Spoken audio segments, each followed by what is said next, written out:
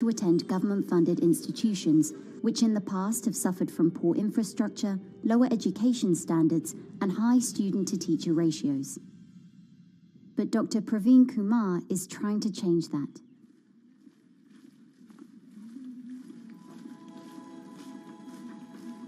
I am currently working as head of Telangana Social Welfare Residential Schools.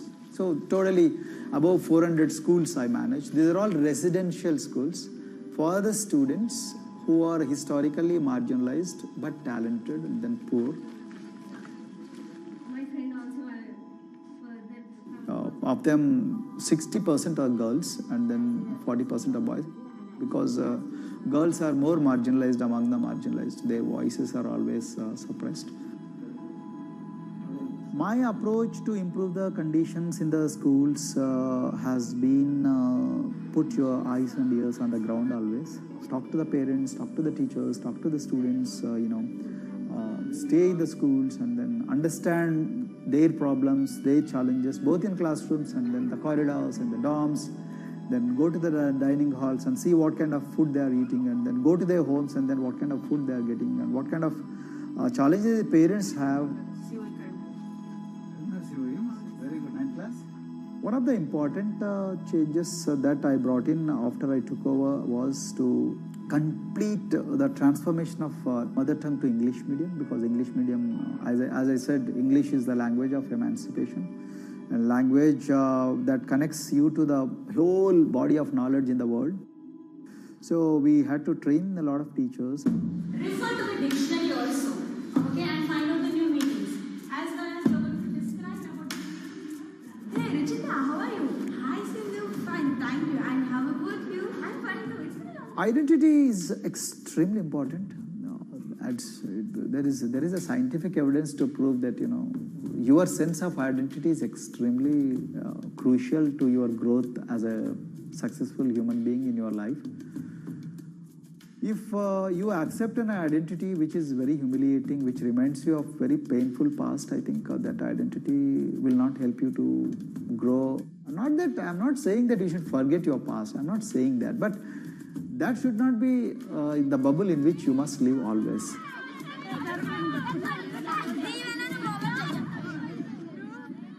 Sweros is an alternative identity. S stands for state, W stands for welfare, Aero, SW and then Aero is Swero. So the idea is your dreams have to be skybound. So that is what we are trying to achieve by changing the identities. Like, we say, I'm a Swero and I aim to be a doctor. I am a Swero, I aim to be a top-notch engineer. I am a Swero, I aim to be a top bureaucrat of this country. I'm a Swero, I want to be a very good actor or a musician in this world. So these are the positive images that are associated with the identity.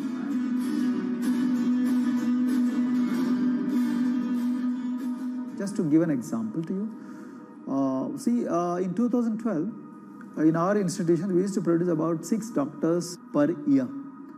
But because of our, this self-liberating ideology of Sveroism, we have, this year, we have produced about 189 doctors.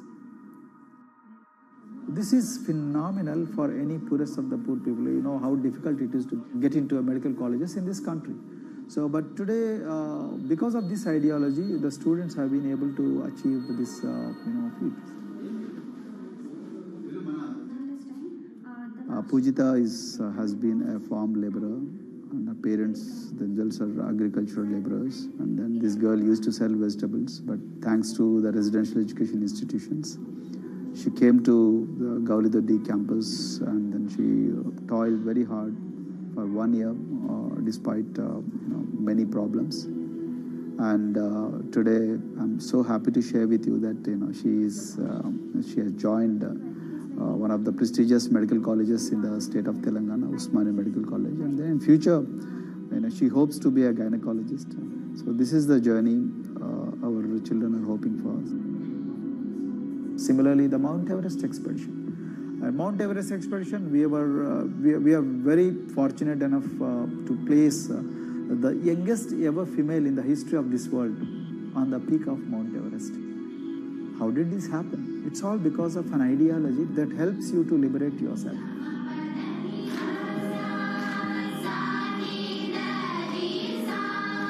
We brought a lot of extracurricular activities and most of them got institutionalized now. So for example, music. Similarly, the games. We have so many coaching academy. We have boxing academy, we have wrestling academy, we have handball academy. So we have, kabaddi, the traditional Indian sport. We have golf. We have introduced the golf also. Like golf is generally played by so-called rich people, but today even poorest of the poor people also are being trained in golf in our schools. Wow. So our intention has been to give all 360 degrees, type of opportunities to the students, so that whoever is interested in whatever activity, they can go and then do it. Break the barriers, break the fence, at least mentally, because poor people have been programmed to be victims, programmed to be subjugated, programmed to be on the margins, always, programmed to feel inferior. We wanted to change all that. There are certain games which are exclusive to rich people. There are certain languages which are exclusive to middle class and upper middle class in this country. To put it in one word, the sole aim of introducing all these co-curricular activities is to break the stereotypes which are recklessly imposed on these people. Their stereotypes Dr. Kumar knows all too well. Born a Dalit, his grandparents were labourers and access to the village well was restricted. Dr. Kumar credits his parents' belief in the power of education with helping him realise his aspirations. He went on to join the Indian Police Service, attended Harvard University, and then began pursuing educational reforms back home. I attribute whatever I am today, it's to my mother primarily. They educated me in the village, although there were no good schools. So then I stayed in social welfare hostels, the hostels which are managed by government for the poorest of the poor kids. I passed with reasonably good grades. Then I went to university and then I faced worst form of discrimination in the universities. Like there were in those days I'm talking about. So the bathrooms and the toilets were exclusively meant for scheduled castes and scheduled tribes. We used to fight discrimination on one hand and then again try to excel in academics day in and day out. So that's how I came to education, because I deeply believe that education is the only important weapon that can really place the poorest of the poor people from a very victimhood orbit to a prosperous orbit. I think in future this is going to be a game changer for the marginalized in this country.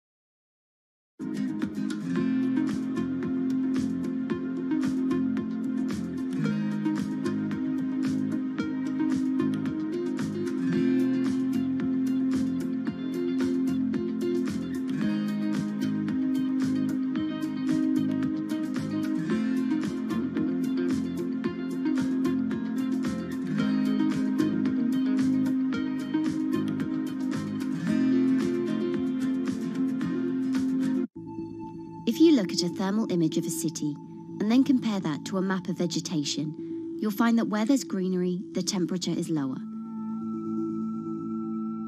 That's because things like asphalt, concrete, and shingled roofs absorb more heat from the sun than trees.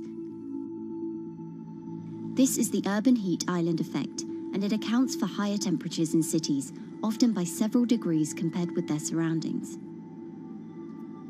It's becoming a huge risk to human health as growing urban populations exacerbate the heating effects of climate change. heat waves kill more people than any other extreme weather event, more than tornadoes, hurricanes, and even floods. That's why urban heat island mitigation strategies are being studied in Singapore by a group of researchers.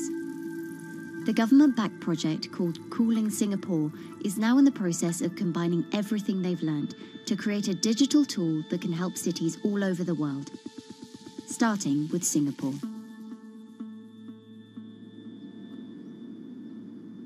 In Singapore, close to the equator, temperatures regularly rise above 32 degrees Celsius or 90 degrees Fahrenheit. And the city structures only make it worse. And that is also the case for Singapore, which is basically a concrete jungle, more urbanized, more developed city. And even in Singapore, what you have is a situation whereby there's a temperature difference of 7 degrees Celsius between the more urbanized and the more rural areas. The government has taken drastic steps to keep temperatures down. This is Gardens by the Bay, an award-winning park, and inside this greenhouse is a pleasant 24 degrees. That's because the dome, along with 24 nearby towers full of thousands of people, is chilled by what's probably the world's largest underground district cooling system. It uses a large central plant that cools water and then pipes it into banks, residential towers, an exhibition centre, shopping malls, and the city's iconic Marina Bay Sands hotel and casino complex. So one of the biggest perks of using this system for the buildings is that they can save 40% in terms of electricity usage compared to your traditional air conditioners. Electricity could end up being used to cool buildings and vehicles by 2050. As they heat more, and that then exacerbates climate change. It's a vicious circle. And so since 2017, researchers at Cooling Singapore have been identifying design solutions that reduce our need for so much cool air in the first place. One thing many cities have in common, and that's the importance of vegetation. That's a very important measure to mitigate the urban heat because of the shading effect, of course, and the psychological effects of the vegetation, and also because of the possible evaporative cooling effect of the vegetation. Vegetation can be, of course, on the ground floor in form of trees and shrubs, and you can walk under them. This is the so-called canopy layer that the vegetation forms above us. But vegetation can also go up the facades of buildings, and it can go to the roof of the buildings.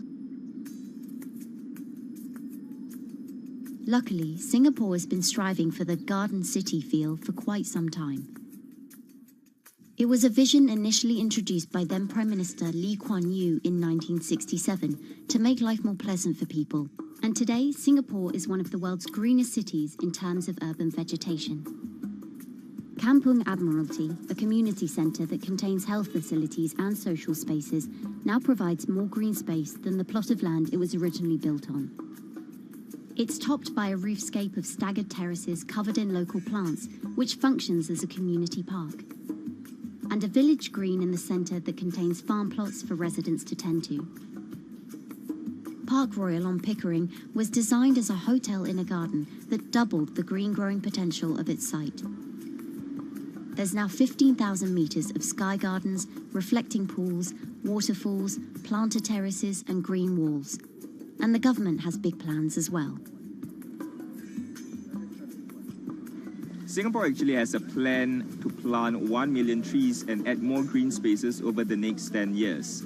It is actually a mix of wanting to reduce the urban heat island effect, but on the other hand is also to get the people to be more connected to nature. But it's not enough. The city-state has still been warming twice as quickly as the world average over the past 6 decades. That's why Cooling Singapore has developed a catalogue of other potential heat mitigation measures. When you try to mitigate the urban heat island effect in a city or in any building, in a village as well, the first place to start is by shading of the windows. You have to keep areas clear so that the wind can move through it. Water of a certain depth can act as a very good thermal buffer. If you have to construct heavy buildings such as high-rises, at least you can make the surface, the facade, less heavy, and you can protect it from direct sun penetration. We have to make sure that no combustion engines will be in the city in the middle, in the medium to long-term range. So ideally, the electricity production is outside of the city, and you bring just the clean electricity into the city. You can at least minimize the use of energy in the city, and you can start to slowly convert the roofs, the facades of the city into production areas for renewable energy. In Singapore, unfortunately, this is a limited option, but in the long run, it could produce up to 20-25% of the energy, of the electricity needed in Singapore, if all the roofs and the areas in the buildings, on the facades would be used to do that. With so many different ideas, Cooling Singapore is also designing a virtual model of the city to test them out. It's called a Digital Urban Climate Twin, or DUCT, that will calculate how each element of the city's design will impact the urban heat island effect. That means we model not only the geometry of the buildings digitally, but also we model the transportation, the insulation, the temperature, the radiation coming from the sun, the weather, the local climate, the even very, very microclimate of the city, the water, the movement of people in the city. We can invent scenarios, we can design scenarios, test them before we actually build them, and if they test very well, and we are sure that they will function, then we can start to build them and put them into reality.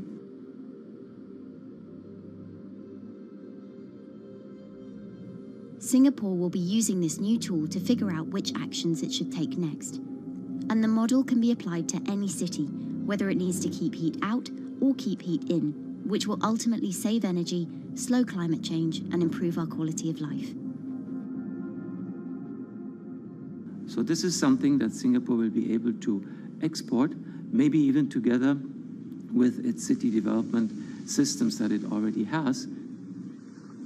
Singapore is one of the very few cities in the world that really combine this scientific approach with a very well-established urban redesign and urban design approach. Through its agencies and the combination of its agencies, it has achieved a lot in the past.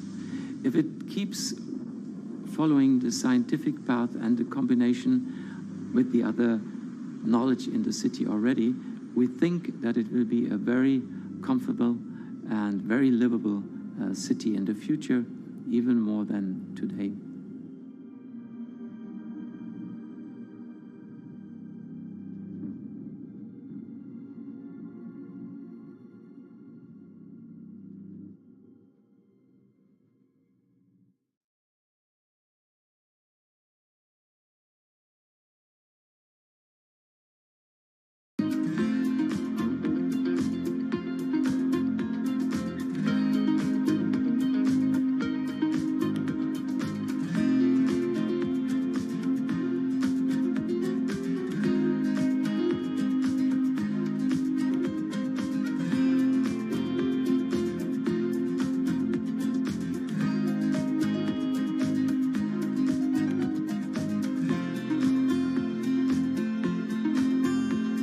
Times are tough.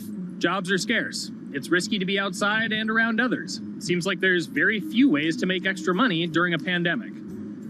So I guess I'll just hunker down and binge social media until this all blows over. Wait, don't these people make money? How do these people make money?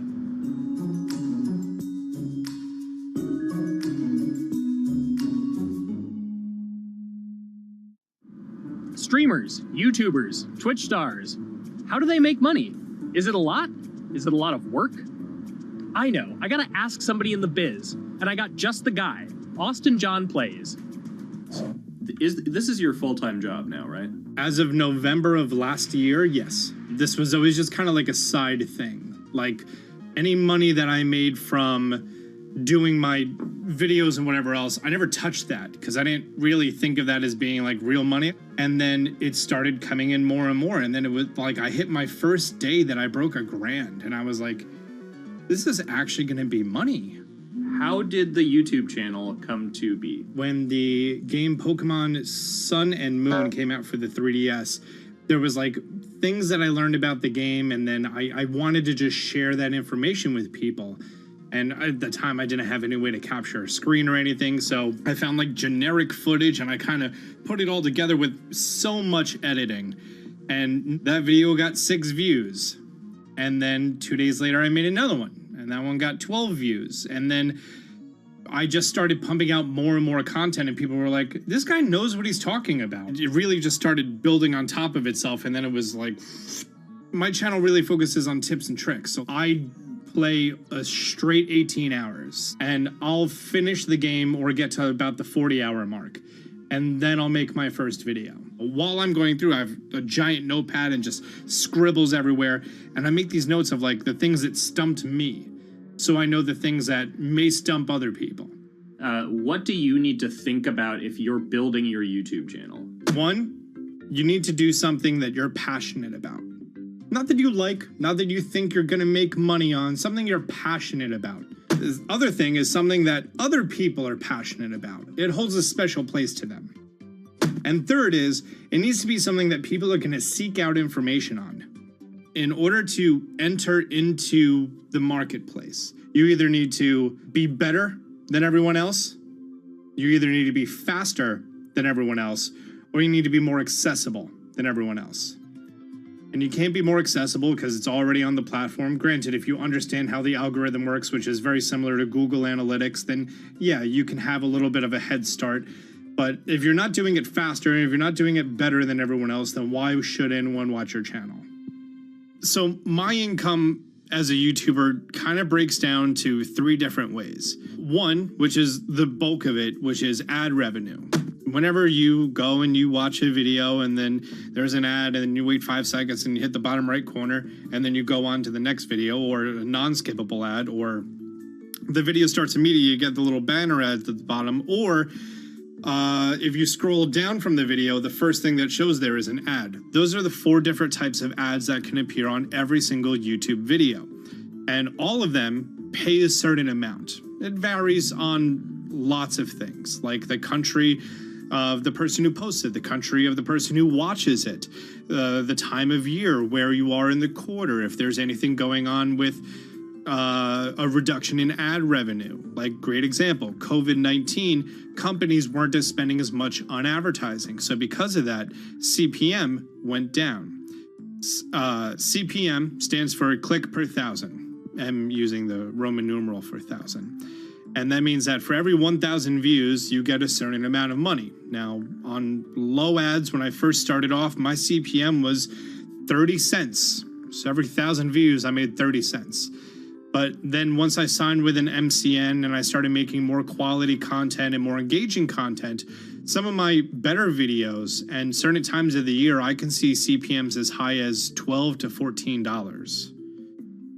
And there's a big fluctuation between, you know, if I post a video when there's no ads being spent, like January and February, that's the reason a lot of your favorite YouTubers and also TV shows don't post new videos in that time of year because ad rates are down. Why are they going to make content then? Instead, you're recording and you're bulking up for when ad revenue is higher.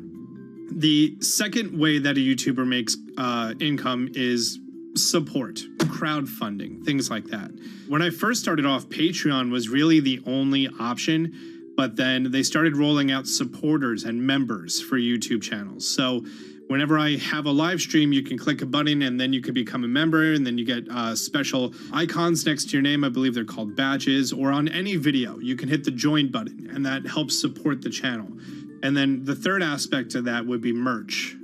And for me, my merch has been somewhat basic. In fact, I'm wearing one of my t-shirts from last year right now. You have to endure the times that your first video gets 6 views, that you posted on Reddit and they say shut up, and then an auto mod bans you.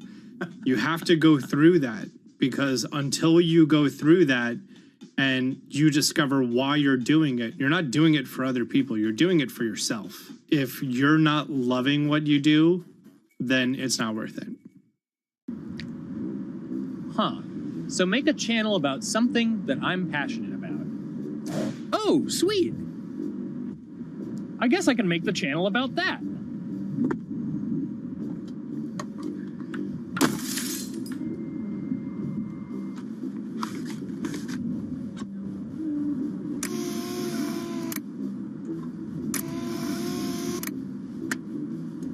Now, how do I grow an audience? How do I get popular? It's all about diversification, right? You have to have a massive Twitter following. You have to have a massive Instagram following. You have to have a massive YouTube following. Of course, you have to be on Twitch, which is the key platform. But basically, any way you can get in front of your audience, you can engage with your audience, is going to drive those clicks, which ultimately drives the advertiser revenue that you get back from all of these platforms. It's me and Dan playing video games and talking in a funny manner over them. They're not just people who are good at games, they're actually people who are good at online engagement, online entertainment, first and foremost. You have the right to remain stylish. Anything you wear can and will be used against you in the court of fashion. The streamer is either very, very talented at the game. The best player in the game is generally going to draw a crowd because people like watching people who are very good. On the other hand, they're either very, very good or funny, charismatic, whatever it is on that side. Oh, no.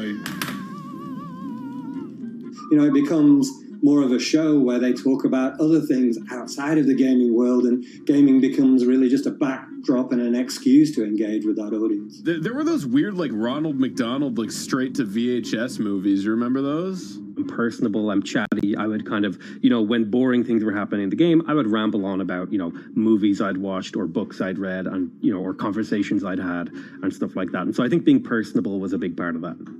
It's not just getting on and playing games. It's getting on and being an entertainer. You are putting on a show. All right, now let me go ahead and grab the samurai sword that every gym has.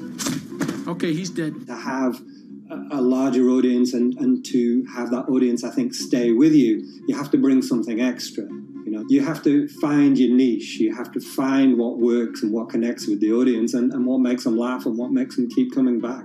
You gotta make it a little more exciting, all right? Throw in a hanging bishop. Have everybody in suspense for a moment.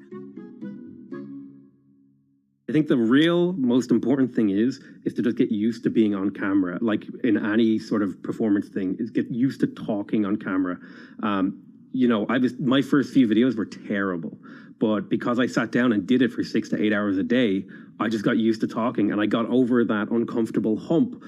If you go into Twitch purely with the expectation that you're going to make money, make a job out of it, have all this growth, and it's going to be great, you're probably going to burn out prior to getting to that point because there's very little payoff for a long time, right? Like multiple years generally before you really start to see a payoff.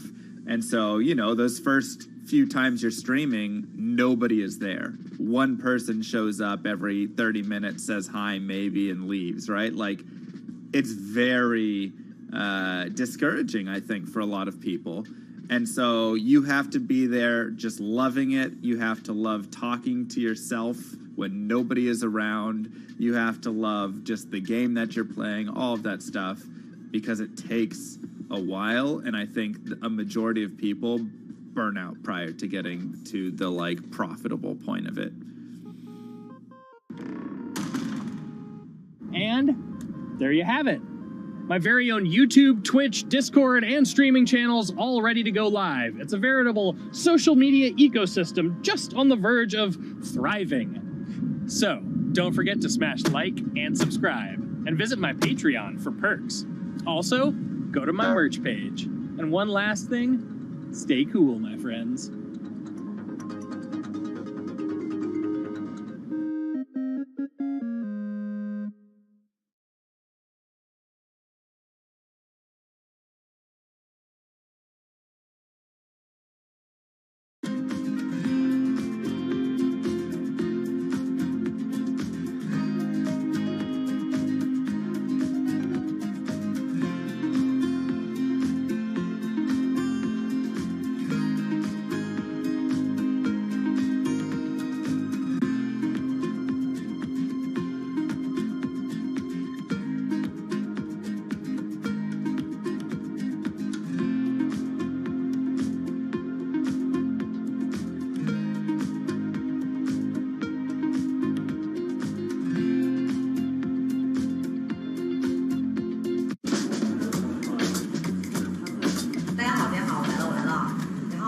This is live stream shopping, one of the hottest trends in China. Every night, tens of millions of people watch live shows hosted by influencers like Via and buy the products they recommend. On e-commerce and social apps like Taobao and Douyin, the sister app of TikTok. 我觉得已经改变了大家的购物的方式。其实各种各样的产品，哪怕你不买，你也可以来看。当然，你看了，你就有可能会买。It's not about, only shopping. It's about the experience. It's about having fun. You got to see 3D. You got to see in some kind of action. It's almost like a theater act. The internet craze has taken over China. By the end of 2020, the country had almost 400 million live stream shopping users. China's live stream e-commerce market has also grown dramatically, with an estimated value of $161 billion in 2020. It's becoming popular outside China as well. So, is live streaming the future of shopping?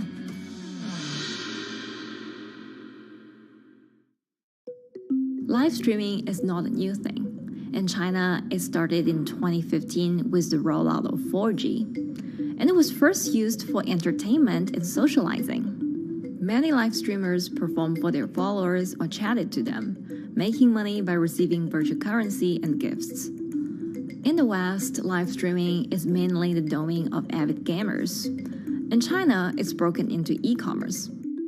China actually has a very big e-commerce empire, so it uses these super apps, what we call that you have payment, you have search of information, you have recommendation system, and you have huge amount of goods available on the platform, and as well as a lot of consumers. So with this advantage, they merge these features of live streaming to make the influencers actually sell goods. Here is a perfect choice: nice neutrals, beautiful print, nothing overwhelming, and the warmth and comfort of flannel. This is item. Traditional TV shopping involves a one-way direction, whereby a host introduces a product, demonstrates certain things, and say, call this number or something. But live stream shopping is live.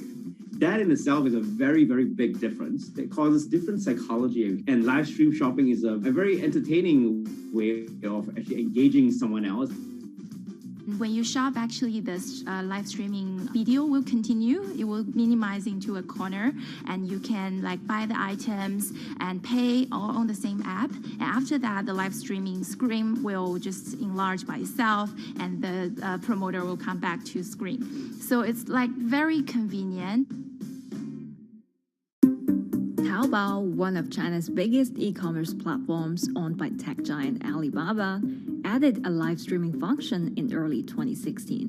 In the following years, other e-commerce and social platforms like JD and Douyin also integrated this feature. 开头的时候还是有很多的挑战的，对画面的这个流畅，然后是否能够很真实的去还原商品，它其实在这个上面是有很高的这个门槛跟技术的这个卡口在的。不管是我们的这个用户的接受度，还是商家的这个上手的这个难度都很高，但是这几年下来，基本上难点在不断被突破的。Over $70 billion worth of goods was sold via live stream on Taobao in the years through March 2021. Latest surveys show that over 60% of live stream users in China were watching shopping shows, and over 65% of them shopped at least once via live stream. In 2020, live stream shopping got a huge boost during the pandemic, when millions of people were in lockdown and many retailers were pushed online. People, during the lockdown, felt like there's a need for more social interactions. This live platform creates an interesting kind of environment that gives people the sense that I'm actually interacting with you. And then live stream shopping brings in a lot more variety of things that people could buy and satisfy, the sense of losing control, especially during the pandemic. At the heart of this craze are the top influencers who have tens of millions of followers and sell products worth millions of dollars every night. They often use their star power to get bargains from retailers, which in turn boosts their own sales and influence. So if you think about China's live streaming, you have to know the king and queen of the influencers. The queen of live streaming, Via. She is actually having the biggest viewership and the biggest sales volume for a long time on Taobao platform. She can sell everything from like Gucci sunglasses, lipsticks, homes, and cars. One time she offered her followers to go on a Tesla ride with her, and she even, for once, sold a rocket launch in her live streaming room for 40 million yuan. 接下来我们真的要上火箭。The king will be Li Jiaqi, more widely known as Lipstick's brother. He used to be a cosmetic sales before he turned into live streaming e-commerce, and he knows a lot about the cosmetics. So he's the one that will actually put the lipsticks on himself when he's on the show. Top live streamers like Via and Li Jiaqi have become celebrities in China and can earn millions of dollars a year. Although not everyone can be as popular, mid-ranking live streamers like Tiffany still earn a good income through sales commissions. 如果说单从收入方面来讲的话，那主播的收入是比普通的工作要高很多。但是呢，主播这个工作时刻对身体，包括对精神都有很大的一个考验的。就是每天需要集中精力，然后长达5-6个小时，这种状态是很累的。而且这5-6个小时的话，你是脑子是不停的，然后嘴巴是不停的，然后手也是不停的，眼睛也是不停的。像我们做主播，不是说单一的只做直播一件事情，然后还会有选品的一些工作，然后还会有一些其他的事情排在里面，其实是没有个人生活的。那我觉得增强粉丝影响力的话，不是说某一件事情。可能今天做了什么事情你就增大了影响力，而是每天不断的内容的输出，粉丝不断的可能对你的了解，慢慢的信任你。里面有芝麻酱的味道，如果吃不习惯的话就慎买。A lot of successful live streamers are generally very good at communication. They're very good at articulating very simply what a product does, what a product doesn't do. In order for them to sell, they need to be trustworthy and appear trustworthy, and they need to, show in some ways that they're authentic, right? So for Via and Li Jiaqi, they are able to articulate that quite a bit through their body language, through what they say. For example, Li Jiaqi will also sometimes say bad things about certain products because to him that's his honest opinion, and sometimes people want to hear that. And so they seem very credible, they seem very trustworthy, and don't forget, they're also very entertaining and very interesting. If you're familiar with Li Jiaqi, he won a Guinness record for like the most lipstick applications to models in like 30 seconds. So if you're able to create a lot of buzz with interesting things that you do, people who may not want to buy lipsticks will also stream in just to watch what he does. And then from there, you might get hooked. 这就是一般女生出门的时候涂的口红的颜色。Live streamers also use sales techniques such as limited time or supply. This sense of scarcity can often encourage viewers to buy.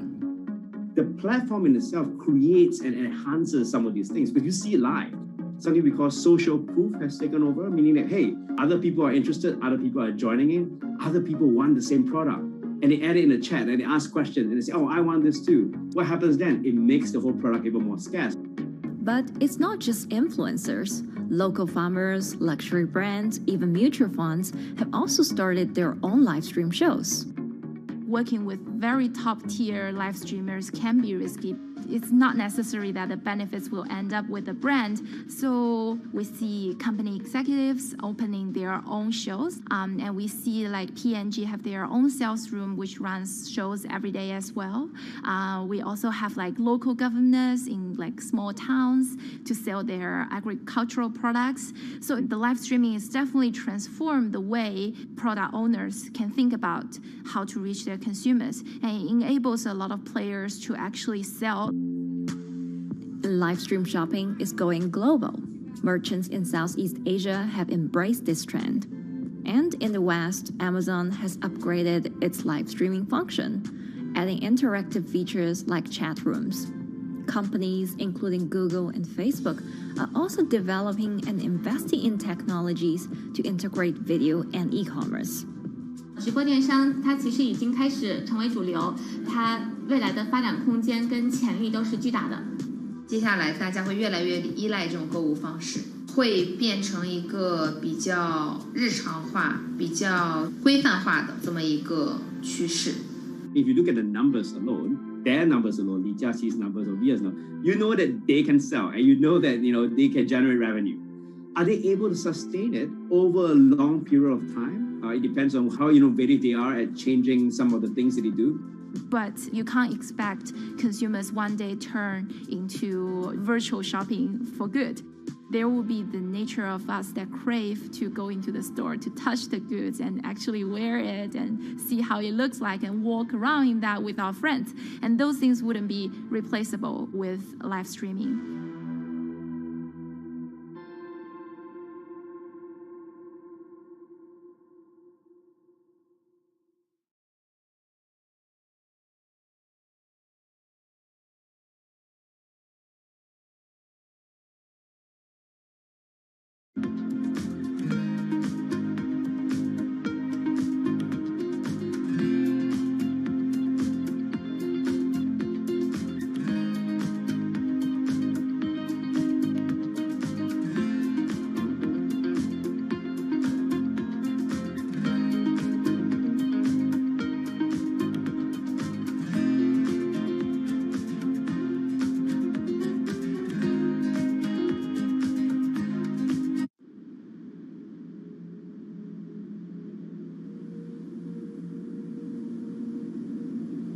You could imagine that the oceans are actually the largest battery.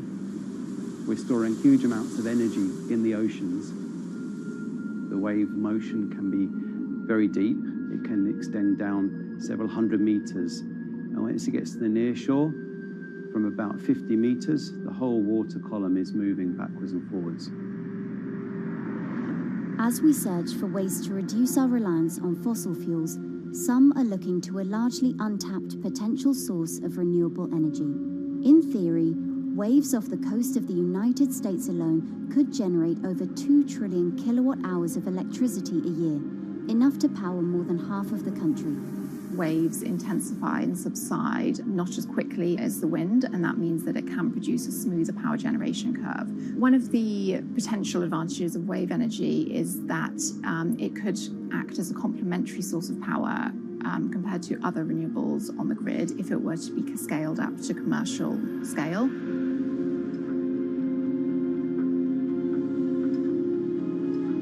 For decades, engineers have been trying to convert wave energy into electricity, but a host of technological and financial challenges have complicated their efforts. In the years from around 2006 to 2015, there were a spate of bankruptcies in the sector, and this was largely because of a lack of kind of continuous proven projects out at sea with reliable electricity generation. Since then, companies have been trying to develop the technologies at a steadier pace and with a smaller cash burn. But the same questions remain. Can companies develop devices and technologies that actually work? Is wave energy just a novelty or something that can become a major renewable energy source?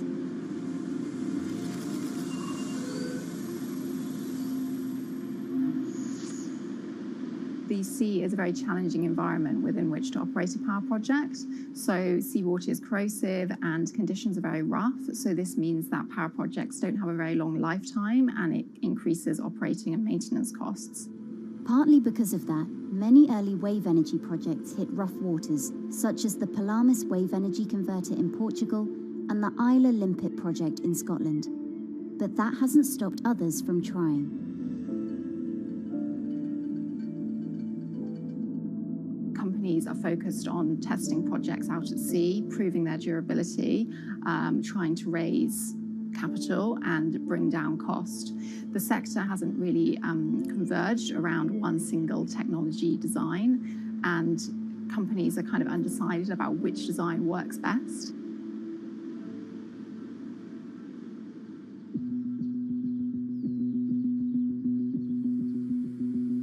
Finland-based AW Energy is a veteran in the sector. The first proof of concept of the company's device was made in the 90s after diver Rauno Koivusaari observed the strong back-and-forth movement of a hatch cover in a shipwreck in the Baltic Sea. the waves are generated far from the coastline. So the wind blows on the surface of the water, causing the water particles to rotate.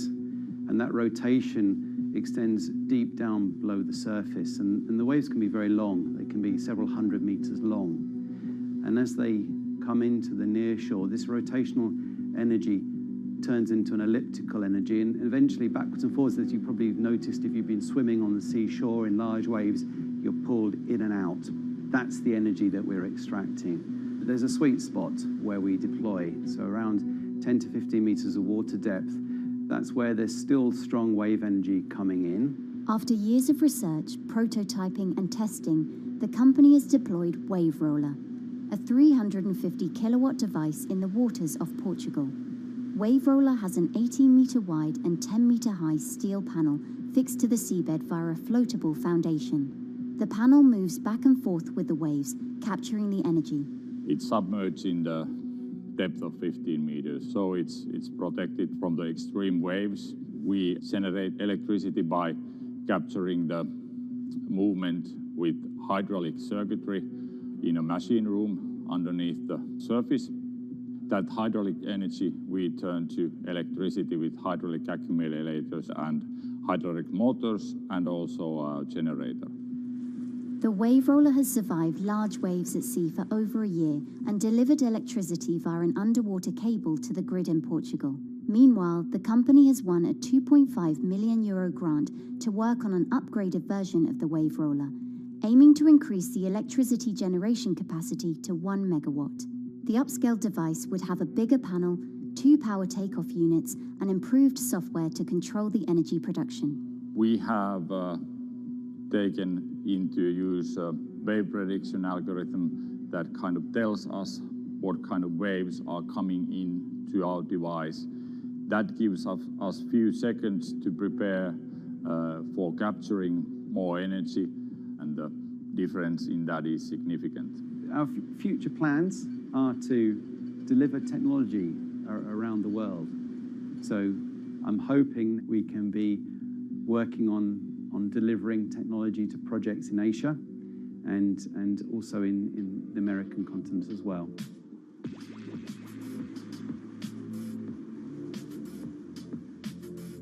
Meanwhile, Israeli company Eco Wave Power is taking a different approach to capturing the power of the ocean. For the company's founder, Ina Braverman, developing new sources of renewable energy is a personal mission. I was born in Ukraine in 1996, and 2 weeks after I was born, the Chernobyl nuclear reactor exploded, causing the largest in history nuclear disaster. I was one of the babies that got hurt from the negative effects of such explosion. I had a respiratory arrest and a clinical death. Luckily, my mother, a nurse, approached my crib on time and gave me a mouth-to-mouth resuscitation, which saved my life. I got a second chance in life and decided to do something good with it. Growing up, Ina wanted to be a politician to positively change the world. After working as a translator at a renewable energy company, she decided to change paths. Solar and wind energy were fully commercialized. There were a lot of amazing technologies implemented everywhere. I saw that wave energy, although it's an immense source of electricity, the biggest companies in the world are trying to develop wave energy with no success. And there was kind of a race going on in the world of who is the company that is going to develop a viable wave energy solution first. In 2011, the then 24-year-old Ina co-founded Eco Wave Power. Instead of installing devices offshore, the company's devices are attached to existing breakwaters, jetties, and piers. Our technology is very cost efficient, especially in comparison to the offshore technologies, because we don't need any ships, divers, underwater mooring or cables. We install on existing man-made structures, and all our expensive equipment, the generator, the hydraulic conversion unit, the automation, is located on land just like a regular power station. This is the EcoWave Power conversion unit that has been operating in Jaffa Port since 2014 until 2020. Here you can see how the technology works. Basically, the floaters are going up and down and pushing the hydro cylinders, which transmit biodegradable fluid into land-located accumulators. A pressure is being built, the higher the waves, the higher the pressure, which is used to turn the hydromotor, which is turning the generators. The whole system is controlled by a smart automation system, which you can see right here. And in case of upcoming storms, the system automatically raises the floater above the water level and keeps them in the upward position until the storm passes. The company has been operating a 100-kilowatt grid-connected device in Gibraltar since 2016, which is enough to power 100 households. Currently, Ina and her team are working on another 100-kilowatt project at the Port of Jaffa in Tel Aviv. The project will be also the first time in the history of Israel that wave energy will officially connect to the electrical grid. And our goal going forward is to expand it to all suitable breakwaters in the city of Tel Aviv and to supply a significant part of the city's electricity needs. Today, engineers and entrepreneurs are still trying to crack wave energy. Globally, only a few hundred kilowatts of wave energy are deployed, compared with gigawatts of offshore wind. But the field has come a long way in recent years, and with the right engineering solutions, this new power source could eventually become competitive with more mature renewables like solar and wind. I would have a lot more confidence in the success of wave energy companies today as opposed to like 20 years ago. But in the next few years, or maybe the next couple of decades, it will be more likely to be used in remote locations like islands that are otherwise dependent on expensive diesel power, or out at sea on gas decommissioning rigs, or for powering underwater autonomous vehicles. So definitely, wave energy can compete with other renewable energy sources, but I personally believe that this is not a competition. In order to have a 100% renewable energy friendly world, we need all renewable energy sources to work together.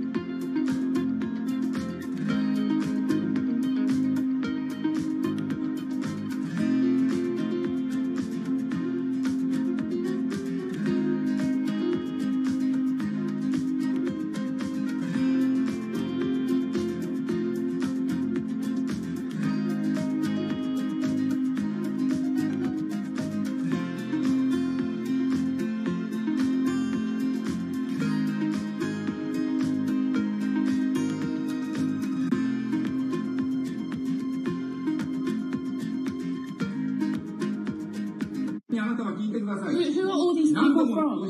Who are all these people from?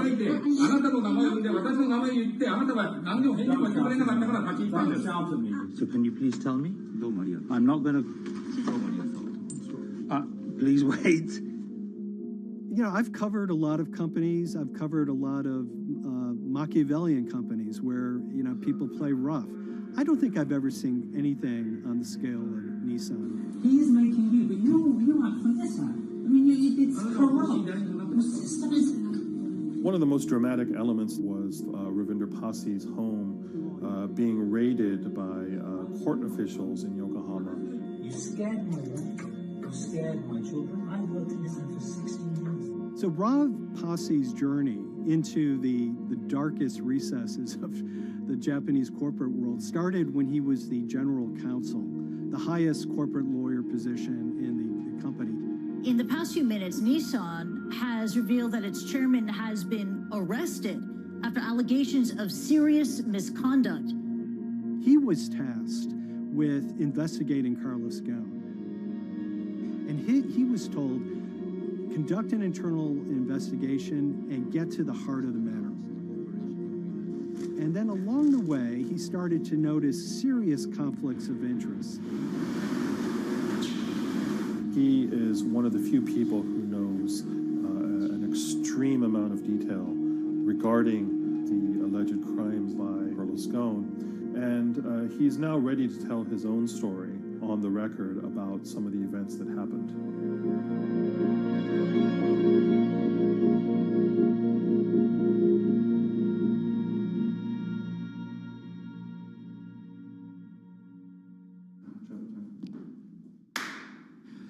My name is Ravinder Passy. I'm the former Global General Counsel of Nissan Motor Co. Limited. And you could say, yes, I had a front row seat in terms of what was going on. When Carlos Ghosn saved Nissan years ago, he was depicted in Japanese comic books as this hero, and now maybe we'll see comic books where he's the villain. In corporate Japan, Nissan was quite an unusual company. It was led for 2 decades by a non-Japanese executive. Well, Carlos Ghosn was a hero in the Japanese business world. If you had a global business celebrity in Japan and worldwide, it was definitely Carlos Ghosn. In a country with few foreigners at the top, he stood out. But over the years, he saved Nissan from bankruptcy, allied with Renault and Mitsubishi, and turned the alliance into one of the most competitive in the world. Yet as the years went on, I think his ambitions changed a little bit. He started thinking about legacy plays, and one of them was to really tighten the alliance between Renault and Japan. And unbeknownst to him, there was a contingent of senior Nissan executives that were really felt threatened by that move. They really thought that they would lose complete control of the car company, and even in the government, there was probably a little bit of anxiety about a national champion in the auto industry falling under full-blown foreign control. Carlos Ghosn was an auto industry leader, respected by many in Japan. Now he's in jail.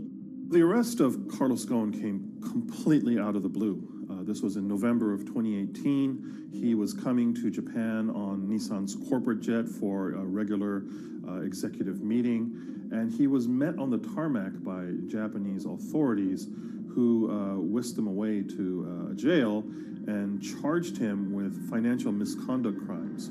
So what happened was that a power struggle ensued inside the company, and somewhere along the way, it was criminalized. By that I mean that there were allegations leveled at Carlos Ghosn about the way he reported his pay to Japanese authorities, the way he handled money inside the company, that in other contexts might have been a board action, might have been handled internally. A number of executives at Nissan decided to take this difference and take it over to the Tokyo prosecutor's office, and that unleashed a chain of events that would shake the entire auto industry. So after Carlos Ghosn was arrested, Nissan launched an internal investigation into the events that led up to his arrest. So Rav Passy was tasked with investigating Carlos Ghosn, and he was told, get to the heart of the matter, find out what Carlos Ghosn did wrong and bring it to our shareholders. It's really complicated because you had various things coming out of the weeds. 2018, the investigation has started, and we become aware of matters in terms of conflicts, actions by certain individuals that cause some concern because things might not quite be what they seem. So in our story, we really took a close look at Harinada and his role in Carlos Ghosn's downfall. Hari Nada is one of the most fascinating figures inside Nissan. He's also a lawyer. He's originally Malaysian. Hello, Mr. Hari. And he had a meteoric rise through the company and became very, very close to Carlos Ghosn and other top figures. He had a front row seat at all the major strategic deliberations at the company. And when he discovered that Carlos Ghosn, as his final legacy play, was going to tighten the relationship between Renault and Nissan, he made a decision to go against Carlos Ghosn. And he became one of the key figures that decided that Carlos Ghosn had to go.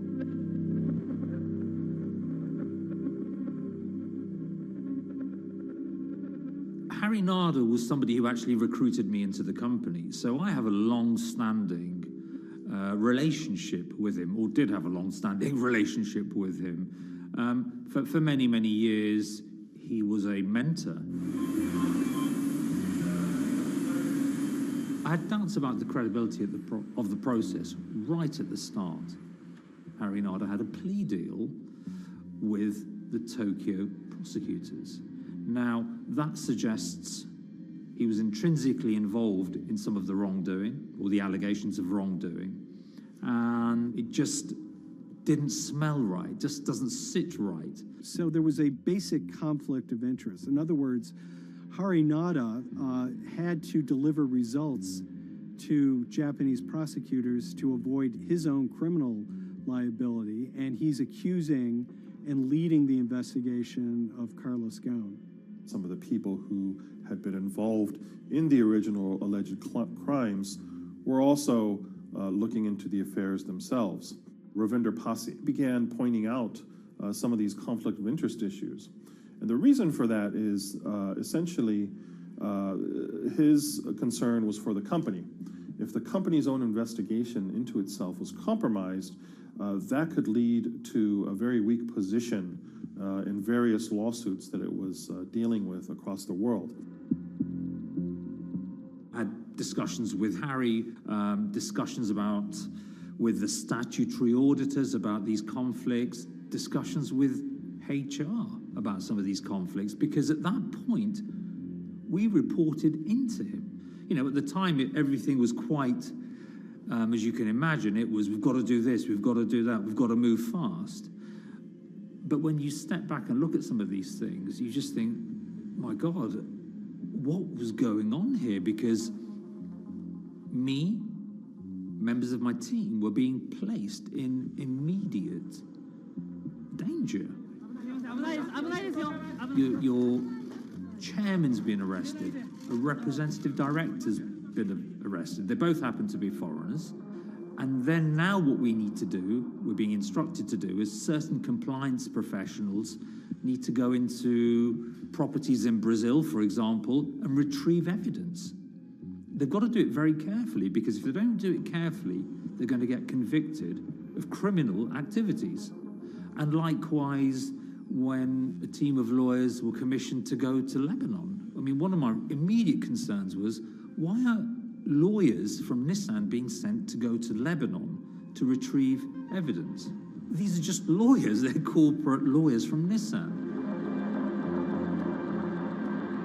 You had revelations that a number of executives had benefited from share appreciation rights when they shouldn't have. I mean, you know, substantive amounts of money being taken by these guys when they weren't entitled to take them. And you do think, yes, how is this going to look later on? It's going to look quite concerning. So that triggered for me the sort of assessment that, well, I'm going to have to do something, because up until this point, I haven't put down on paper these conflicts and these issues.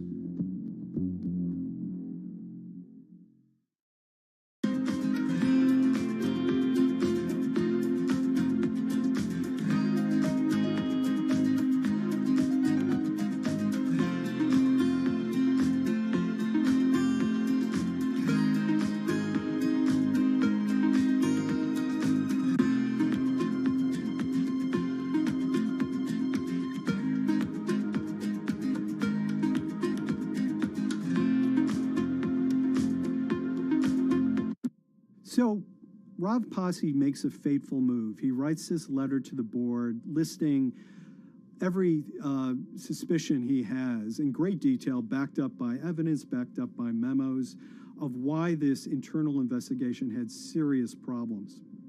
He sends the letter to the board and it's crickets. He doesn't hear much of anything. Nothing happened thereafter. Nothing at all. Just like it just gone into a black box. And he began to suspect that there was a desire, even at the highest level within Nissan, to kind of sweep these conflicts of interest under the rug. Unfortunately for me, I think, again, with hindsight, people must have thought that this is the nail that's sticking out, and we can't have this. Within 3 days of me submitting that to the board of directors, that letter to the independent board of directors, I was removed from the Ghosn Executive Conduct Matters. I was then told that I could not attend board meetings anymore. And up until that point, I had attended every single board meeting. I was then also told that after 8 years of being in Japan, I'd be going back to the UK.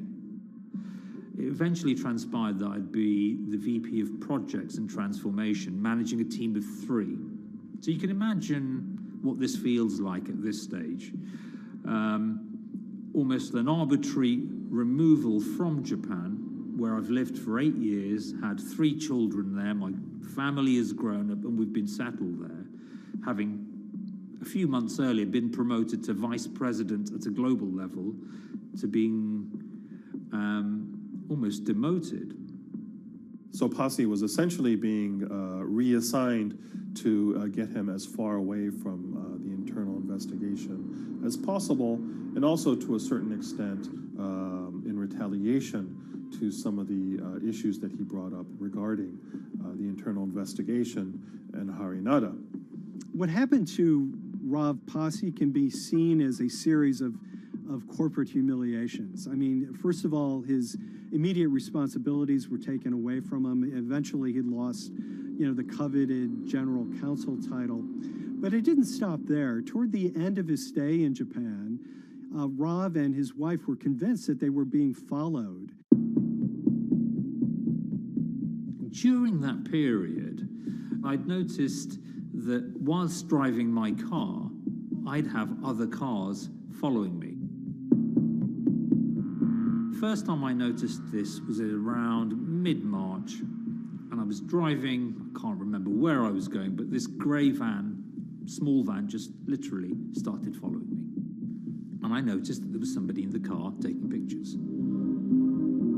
And lo and behold, we were absolutely being followed either by people on foot or other individuals, 2 or 3, normally 2 burly men in a car, different cars at different times, following us around. They were following the family as well. And, given I'd seen the Nissan security department behave in a very, very egregious manner with others in terms of following and surveilling, I was very concerned as to what they were doing and who they were giving this information to. Because if they're giving this information to the authorities, you do think, why? What's going on here? I mean, this is just not normal behavior. And this all culminated in a rather dramatic event in the middle of 2020. Who are you people?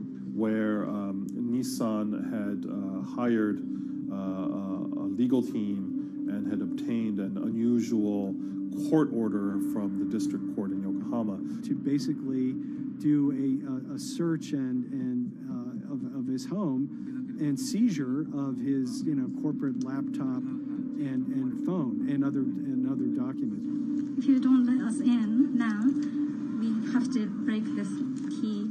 So it was a pretty extreme way to treat someone who'd spent 16 years at the company.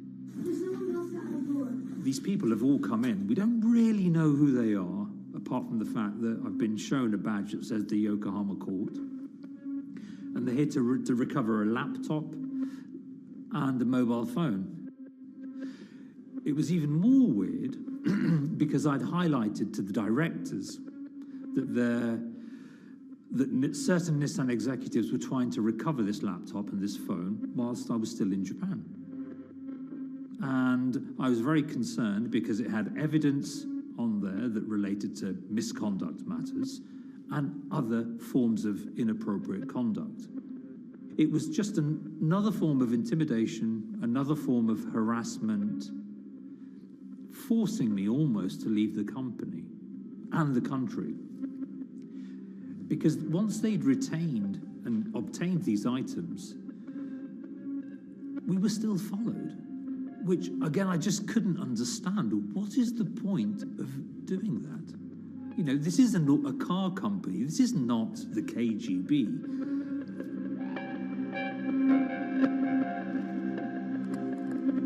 I think it's fair to say that Rav Pasi didn't have full battlefield awareness of all the intrigue going on at Nissan. I mean, Hari Nada is interesting because he's both charismatic and charming, and one of the most brutal corporate infighters one could ever run across. This is a confidential company email, right? You should not have this.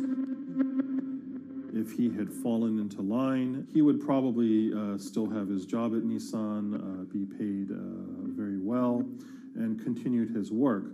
A career that he spent 16 years building at Nissan is irretrievably broken. It's been smashed to smithereens. He and his family paid a huge price, certainly.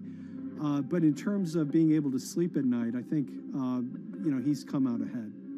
I highlighted issues to the highest levels of the company so that they could be dealt with appropriately by those in charge. There was no response to those, and there was retaliation against me. What's really profound, like absolutely profound, is that none of your colleagues, I mean people who you have known for years, forget it. Yeah. You're on your own. Yeah. And you've got to be ready for that. You've got to be ready for that. If you take it on anyway.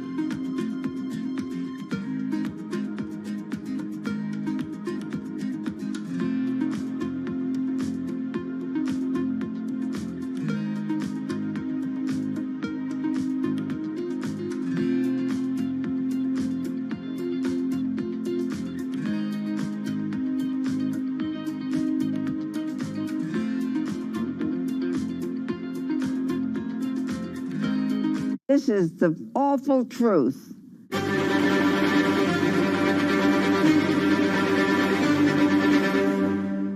There's always someone in the family that's pushing it.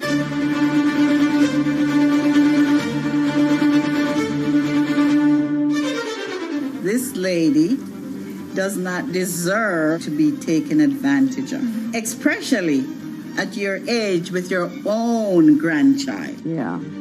My grandma is having to sue them I'm testifying against them. Nobody's talking. They're one floor below right now. I get afraid to go on the elevator. It's sad that it had to devolve to this.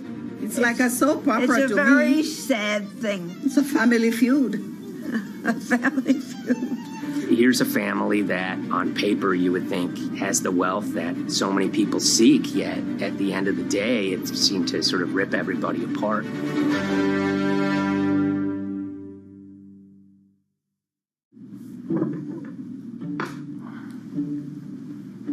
My name's Tom Schoenberg. I'm a senior reporter here at Bloomberg News, cover financial enforcement. I was approached by someone close to the Schottenstein family and asked whether or not I would be interested in writing about Beverly Schottenstein and this case that she had against JP Morgan. And it was immediately clear that there was a great story here to be told. So I started just, assembling all sorts of documents that the family made available to me. That included a diary that Beverly had begun writing when she started having suspicions about what was actually going on with her money. Beverly obtained her wealth from the Schottenstein kind of retail empire that has at times included Big Lots, Value City, American Eagle Outfitters, DSW Shoes. Beverly's husband died, and at which point they sold off their portion of the company, bringing them an enormous amount of wealth at around 1990. Estimates of her wealth were around $90 million. She, for many years, had that pool of money being managed by outside advisors. Her grandsons in the late 2000s had both graduated and were becoming financial advisors. She gave them a little bit to work with, and over time, her grandson, Evan, became the trustee of her entire estate. Managing sort of family money is not a conflict. In fact, some ways in wealth management, it's kind of how you get your start. It's kind of the seed that you need to sort of get going in the business. But Beverly started having suspicions that something was wrong probably in around 2016. Well, there were suspicious things, but taken separately without everyone talking about their own experiences, it was hard to really put it together.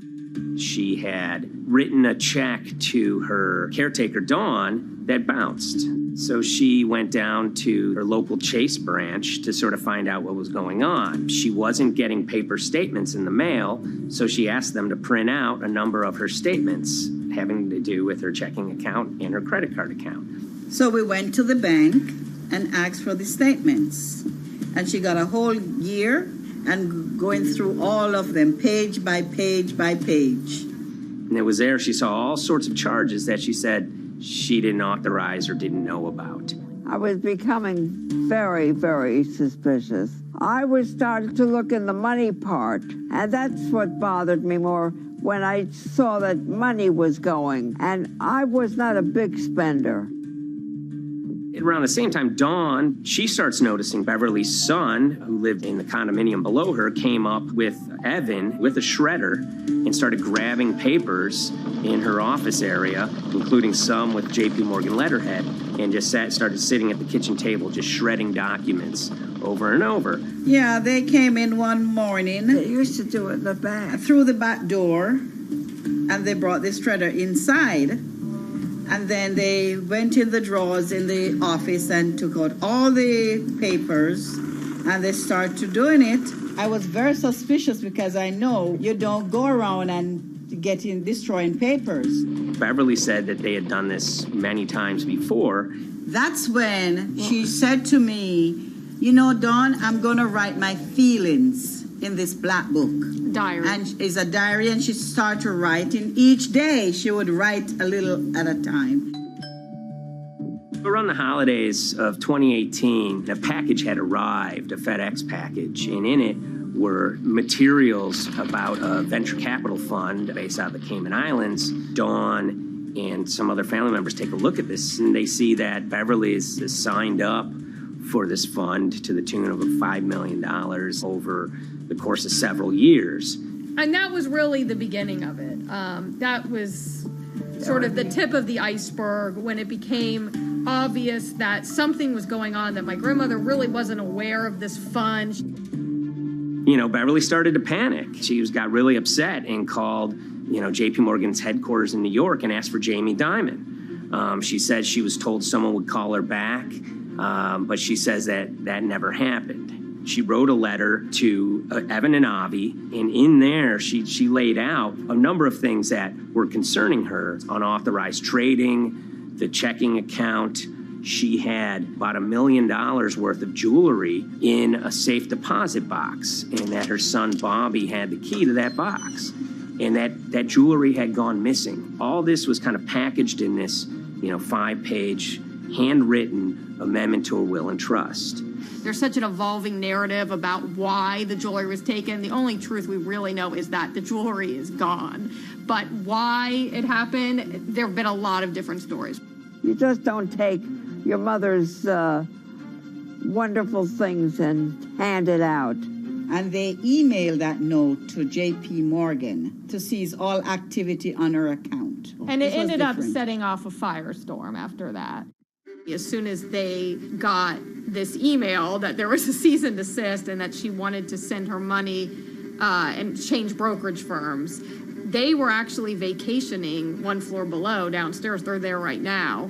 The next day, Beverly's in her place. The granddaughter's still in her place visiting. Dawn is there, and up comes Bobby kind of barging through the door. And he's screaming about what was sent to the JP Morgan. They're now investigating them. And he's furious, takes his mother and sort of puts her into a chair, gets pen and paper, and she says physically forced her to write a retraction letter. They were pushing me around. It was a scary time. I was really afraid too. I had to take her to the doctor, and she did an x-ray because she was in so much pain. The locks had to be changed. The phone number had to be changed. I really thought we were going to have to hire guards to be outside just for protection. Oh, it was terrible. Horrible scene. Beverly brought her case before the Financial Industry Regulatory Authorities, usually known as FINRA. It took several months of hearings. She sees all sorts of transactions that's going on, hundreds of them that she claims that she never knew about, never authorized, but yet were logged in JP Morgan's files as having been direct requests from her. That included the sale of a large amount of Apple stock worth several $1 million, as well as all her stock in Big Lots. Over the course of their time with JP Morgan, Evan and Avi were making all sorts of trading on her account that was generating millions of dollars in commissions for themselves and the bank, yet she was not sort of getting any of the type of gains that you would expect sort of an $80 million account in a bullish market to be able to get. They issued a ruling entirely in her favor, finding that her grandsons, as well as JP Morgan, they were liable for violating their fiduciary duty, misrepresenting themselves, and they also found that the bank and her grandson, Evan, were liable for elder abuse. Evan and Avi, they were fired from JP Morgan. They issued an award of about $19 million. I reached out for comment, and JP Morgan emphasized that Evan and Avi were no longer with the firm and that their actions do not represent the sort of values of the bank. I reached out to Evan and Avi, heard back from their lawyer saying that, they disagree with the law and the facts that FINRA kind of used to decide the case against them and are seeing if they can have it withdrawn. Her son, Bobby, wrote her a letter, said his sons weren't criminals, and he also admits to taking her jewelry. And he says he needed it to pay off some bad business debts he had. They never once came up to say, I'm sorry. If there had been an apology and some acceptance, and asking for forgiveness from my grandmother, I don't think we'd be in the position that we are now. Since the piece came out, we've received dozens of messages from people, many of whom are telling their own sort of personal tales of, kind of financial advisors gone bad, or family members who got control of an estate and abused, those within. Seems that it's really resonated with a lot of people. I keep, hearing a lot of feedback about Beverly and how, a lot of people feel she did the right thing. You're never too old to stand up for yourself and try to right an injustice. She was adamant that she wanted to stand up for herself, but at the end of the day, they did wrong. It's a painful life lesson. You know, Beverly taught them that you don't mess with grandma.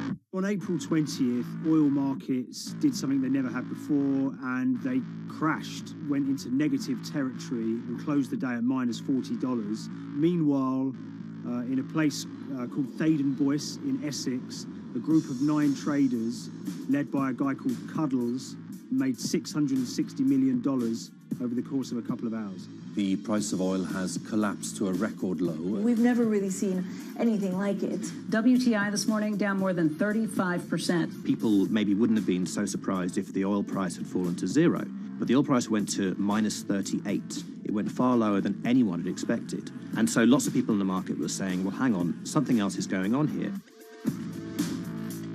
A couple of months later, I started to get wind through a kind of network of sources that a tiny firm in the outskirts of London had made a huge amount of money that day and potentially had some part to play in what happened. The information we got was that 9 traders at Vega Capital London had made in the region of $660 million in one day. As a group, I think they made as much money in one day as Apple makes from its international sales in one day. I mean, it's an insane sum of money. Did they pull off a fantastic trade? Did they predict the way the market was moving and get it absolutely right? Or was there something else going on, and had they actually done something that breached market rules in a bid to sort of push the market? And that investigation is ongoing.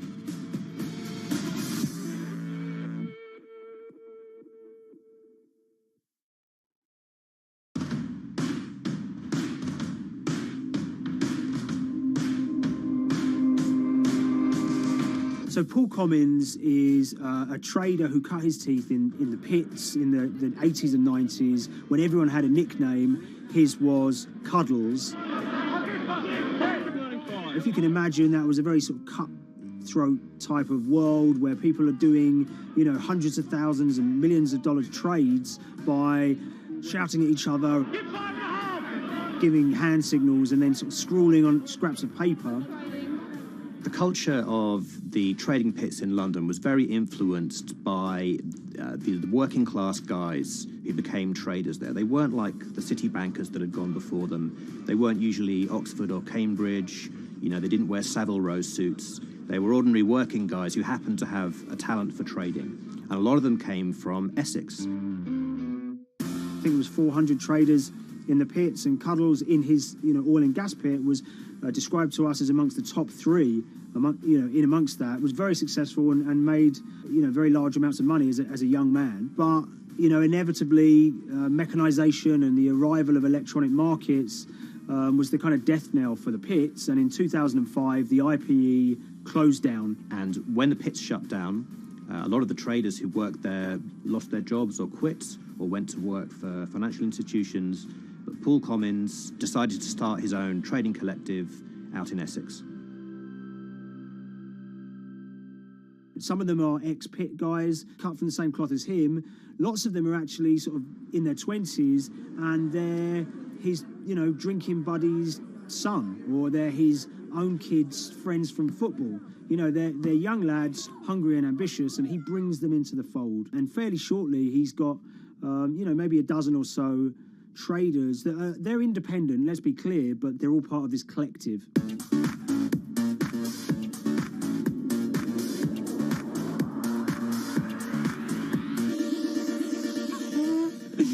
Yeah, I'll let Liam deal with Essex.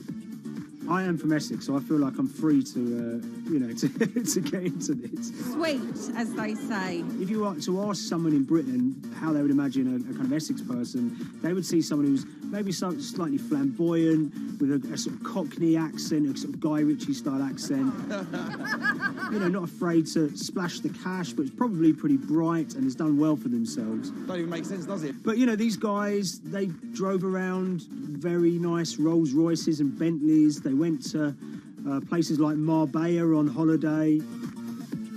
Thaden Boyce is a very wealthy place. You have to have considerable income to be able to afford to live in that village. It's a really nice place to live, and it's 20 minutes tube ride away from the city.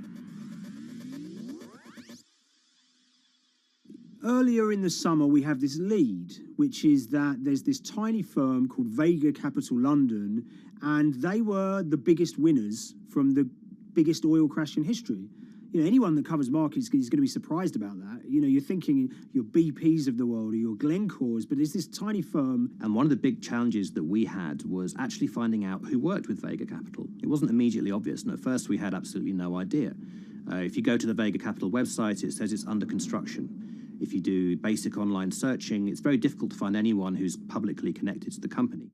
So inevitably, we're incredibly curious at this point. Like, who the hell are these people? The more reporting we did, the more it became clear that this group were connected socially as well as professionally. They went to weddings together, they played golf together, they would go on holiday together. We found out that a number of them were members of the West Ham Supporters Club in London. A few of them started companies together, so you could see all the connections between them and start to see a distinct group emerging. And it really just was this kind of shock that, this wasn't just like a hedge fund or a firm you'd never heard of. This was actually a group of buddies who all had the same experience on this day and had all made a huge amount of money. So if you're an oil trader, there's a number of different ways you can trade, and probably the most popular is WTI futures contracts. And it's basically a contract that says, I'm going to buy 1,000 barrels of oil from you at this point in the future, or I'm going to sell 1,000 barrels of oil to you at this point in the future. It's actually just a financial contract to gamble on to predict whether oil is going to go up or down. On the 20th of April in Essex, there had been signals for a while that this was going to be an exceptional day in oil markets. And we know that some of them arose early and started their trading in the early hours of the morning while it was still dark outside. Essentially what they were doing is buying contracts that gave them an obligation to buy oil at whatever the price ended up at 2:30 p.m. So they're basically placing a bet that oil was going to fall throughout the day. But they're simultaneously selling lots of oil as well. And that whether they make a profit and how much profit they make is the difference between what they buy the oil for and what they sell the oil for. Now, of course, we now know throughout April 20th, the price dropped and dropped. So this is going very well for them. They are committed to selling oil at these prices, and the prices are continuing to fall, which means they're going to be able to offset it and buy oil at cheaper at the end of the day. Now, once it gets to kind of 1:30, 2 p.m., that's when things start to get really interesting. Suddenly there's a kind of influx of buyers and sellers, as desperation increases in the market and trading volumes go up. Now at 2:08 p.m. exactly, something bizarre and unprecedented happened, which is that oil passes into negative territory. And it fell to a record level of minus $38. We've never seen anything like it, period, in terms of the contraction of the global economy. That huge gulf between what they were buying the oil for and what they were selling it for enabled them to make more money than they ever thought possible. So their profit was the difference between minus $37 a barrel. For one group of traders operating from a small office, it was a very, very profitable day. It's important to remember this had never happened before in the history of oil trading. No one could have predicted it. I can't think of another example of where you enter a trade and you get paid on both sides. You get paid both to sell and to buy. It's unthinkable. One thing we know about the Cuddles Trading Arcade is that they were very comfortable taking large risks. And, you have to be clear, this was a large risk. Yeah, we spoke to oil traders, both people that know these guys and people that don't, and they all say that this is, incredibly risky. And that's actually what stops a lot of oil traders doing trading like this. They simply aren't willing to stomach the risk. But Cuddles and his friends were. So when the kind of final calculations came down, the group of the 9 most profitable traders made $660 million or thereabouts between them. I mean, if you can imagine, I think 3 or 4 of them made in excess of 100 million each. One of the astonishing things about this trade is that 2 of the individuals who made more than $100 million in a single day were in their 20s. One of them was 22 years old. Only a few years earlier, he'd been posting on his social media about doing teenage stuff with his mates in town and going to see girls and rap music. And here he is a few years later making $100 million in a single day's trading. When me and Liam discovered that, we couldn't believe it. We couldn't believe what we were seeing.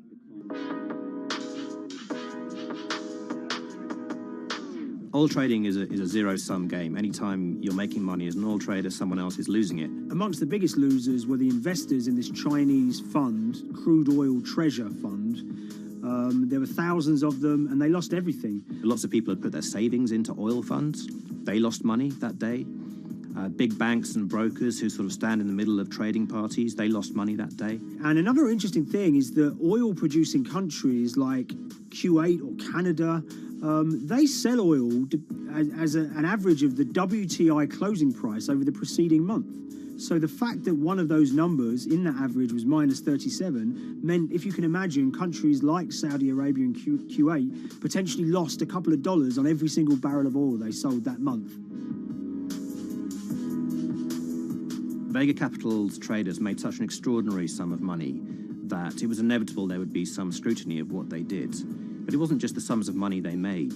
In the vital half an hour before the settlement price was set, they were by far the biggest sellers of oil futures in the market, which is an incredible thing to think about when you consider that the other participants in that oil market are going to be the world's biggest banks, oil majors, BP and Shell, and here you have a group of 9 guys in Essex who are having this significant influence over a global market for oil. I mean, I think you have to assume that if these guys had made $7 million or $10 million, they probably would be celebrating in Essex right now. But the fact that they made closer to $700 million has meant that they are facing understandable scrutiny. We wrote individually to all the Vega traders who did exceptionally well that day, and we got a letter in response from a law firm representing the group. The law firm was at pains to point out, number one, that they haven't been accused of any wrongdoing, that they all traded independently and separately, and they'd basically all made up their own minds that this was what was going to happen in oil markets based on publicly available knowledge, and decided to execute this trade. What I love about these stories is there's a real variance of opinion, and some people will look at what happened and think that must be dodgy. They all traded at the end of the day. They all made a huge amount of money while all these people lost. That's shocking. But lots of people say these guys are at acute disadvantage. They're in a market that's inhabited by, huge technology-driven funds and firms and oil giants that have got all the advantages in the world, and when you get a bunch of Essex geezers who essentially beat the market and find a way to make a huge amount of money, they should get a pat on the back, really, because that's the dream. Since this happened, a lot of the guys have stopped trading the monthly settlements that they'd done so well at in the past. Several of them have set up new companies. They've essentially gone very quiet. Any kind of social media presence they had has kind of closed down. By all accounts, they're, waiting this out. It's certainly too early to try and predict how the regulatory investigations are going to pan out. We just don't know. There's a number of potential outcomes for these guys. Potential punishments if there are any findings of manipulation against Vega or anyone affiliated with it. Might be you could be fined, you could be banned from trading, and in the most extreme cases there have even been criminal prosecutions in the past of people who have been found to have been manipulating the settlement and misconduct related to trade at settlement. There are other outcomes too. One obvious one is going to be that they're able to walk away from this life-changing trade with all the money that they made and celebrated as heroes in the trading community. That, you know, they'll go down as legends.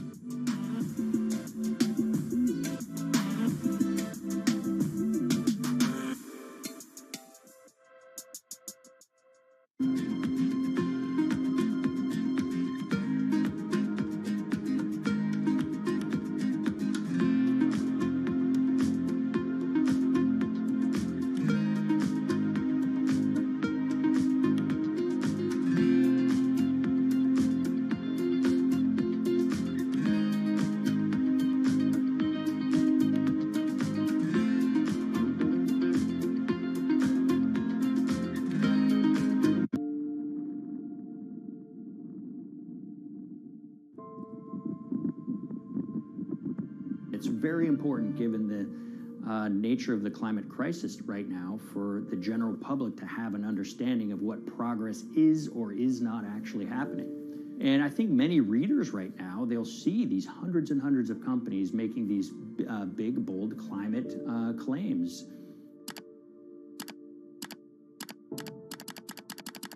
And they would be forgiven to think that, you know, we're well on our way to meeting the emission reduction trajectory we need to be on.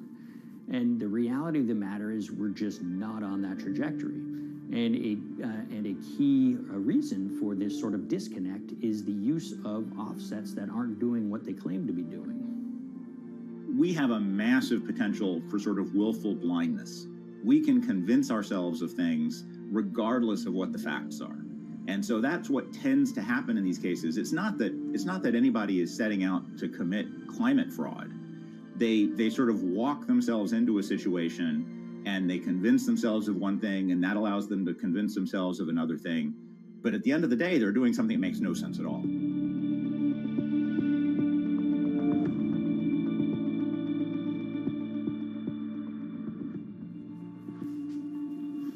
My name is Ben Elgin. I wrote the story about how the billion-dollar market for carbon offsets is setting back the fight against climate change.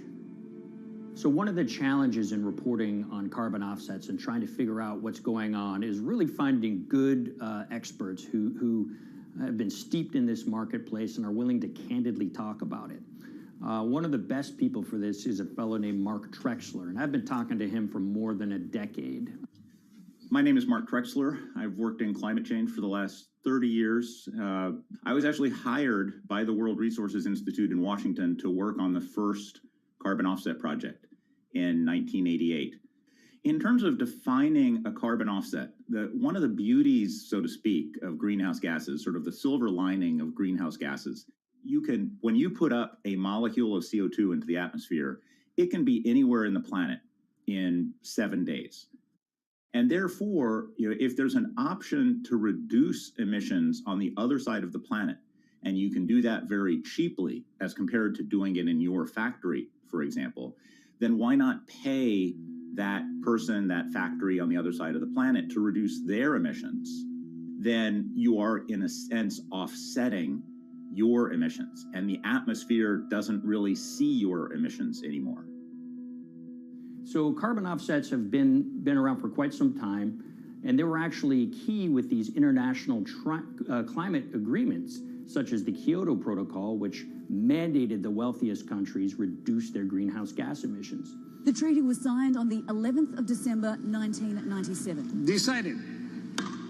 The business community in general saw carbon offsets as a huge opportunity to comply with whatever policies and measures might be coming down the pike on climate change much more cost effectively. We've seen a huge surge in companies making big proclamations about how they're going carbon neutral or zeroing out all of their carbon emissions. We're going to reduce our carbon footprint to net zero. Unilever is committing to net zero emissions. We can achieve a net zero emissions world. We began looking at these corporate claims of dramatically reduced emissions, and we noticed so many of these companies were using carbon offsets to achieve these aims. And as we began to look at the carbon offset projects themselves, what we found is that the environmental benefits claimed by these companies are not actually what they seem to be.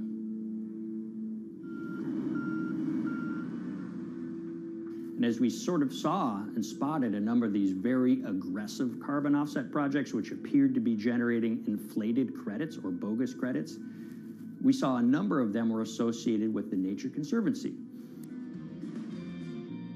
This surprised us. The Nature Conservancy is the world's biggest environmental group. They have about $1 billion a year in revenues, and they've been around for 7 decades. They've preserved about 125 million acres of land, and they've done so many good works over the years, and they've been very strong in terms of working with corporate partners.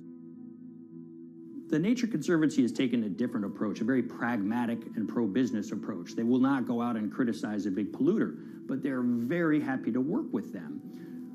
Some might say that, well, that's selling out, but others would say, and those at the Nature Conservancy would say, these companies have deep pockets. They can help fund important preservation work, and we have absolutely no problem working with them on this stuff.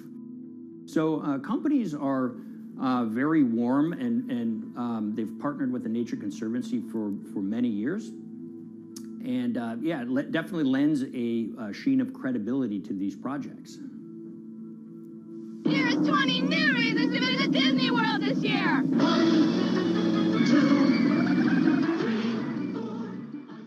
If you look at, for instance, Disney, that's a sprawling company with theme parks and cruise lines that burn up diesel fuel. They have office buildings and television studios that consume electricity. So these companies are trying to make major reductions in their carbon footprints, but it's very difficult to change these fundamental ways their businesses operate. So Disney has been a big buyer of carbon offsets that are orchestrated by the Nature Conservancy. One of the projects that they buy from is called Pennsylvania Ridges. And that's a plot of land. Most of the land is actually about a 3-hour drive outside of Philadelphia. Interestingly, this land, 3,000 of these acres, was actually acquired by the Nature Conservancy in the late 1990s.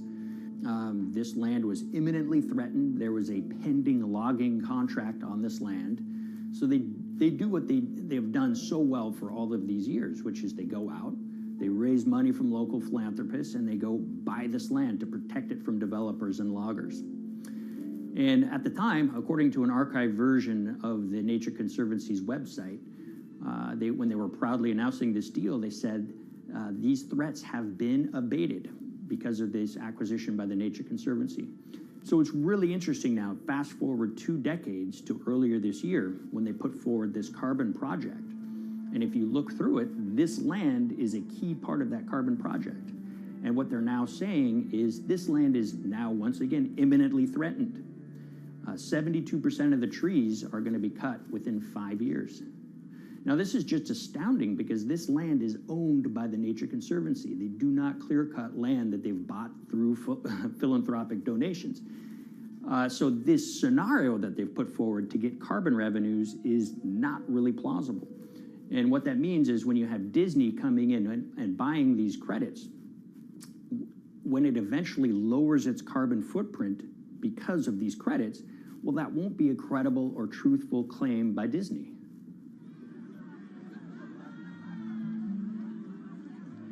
So this is an organization that truly understands the threat of the issue of climate change and is wanting to do its part to address this. However, in this situation, it just appears their drive, which they've had for decades, to increase the amount of revenues that it can use for land preservation work. Nature Conservancy and many others see that the carbon credits as a pot of money that they can tap into to further their own benevolent aims. But unfortunately, what this has resulted in is claims of climate progress that just aren't really happening. So the Nature Conservancy defends vigorously these deals, and they and others will say, look, our projects are just following the rules that these registries set up. So some would also put some of the blame on the registries themselves because they're setting up the rules which allow these vapid projects to get up and sold. So we've reached out to all of the companies we mentioned in this story, including Disney. They didn't want to be interviewed for this story, but they all told us that, look, we have to rely on the experts out there, and those experts, they say, are these carbon registries that have been set up. Most of these Nature Conservancy deals are set up and sold on this exchange. It's called the American Carbon Registry. Now, it's the oldest of these registries that allow voluntary carbon credits to be sold. They've been around since 1996. What these offset registries do is they set up rules, and any carbon offset project has to follow those rules. But there's this tension that's always there. If the rules are too strict, then it's going to be very hard for carbon offset projects to get up and running.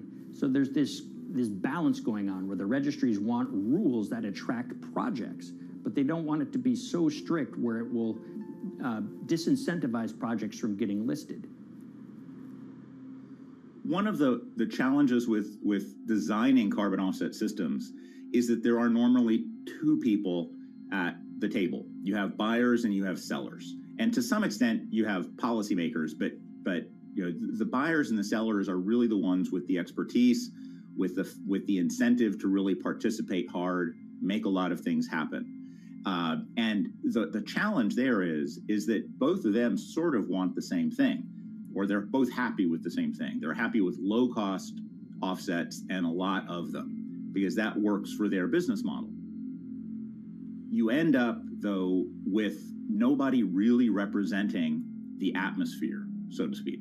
Nobody's really representing the climate in those discussions. And so the policies end up biasing the whole system. And you end up in sort of a race to the bottom. And that's what we've seen happen. You know, when it comes specifically to the topic of carbon offsets, you know, I am a fan of carbon offsets in the sense that they can help mitigate climate change. They absolutely can. But, you know, if we're not going to do it correctly in a way that actually does help mitigate climate change, then it's nothing but a distraction. And, you know, after 30 years, you have to start wondering, is it really just a distraction? And that's really unfortunate, but that's where we are.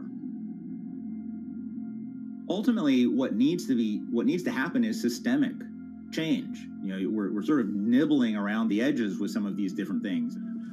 We need to change how we produce energy. We need to change how we transport ourselves. We need to change what and how we eat.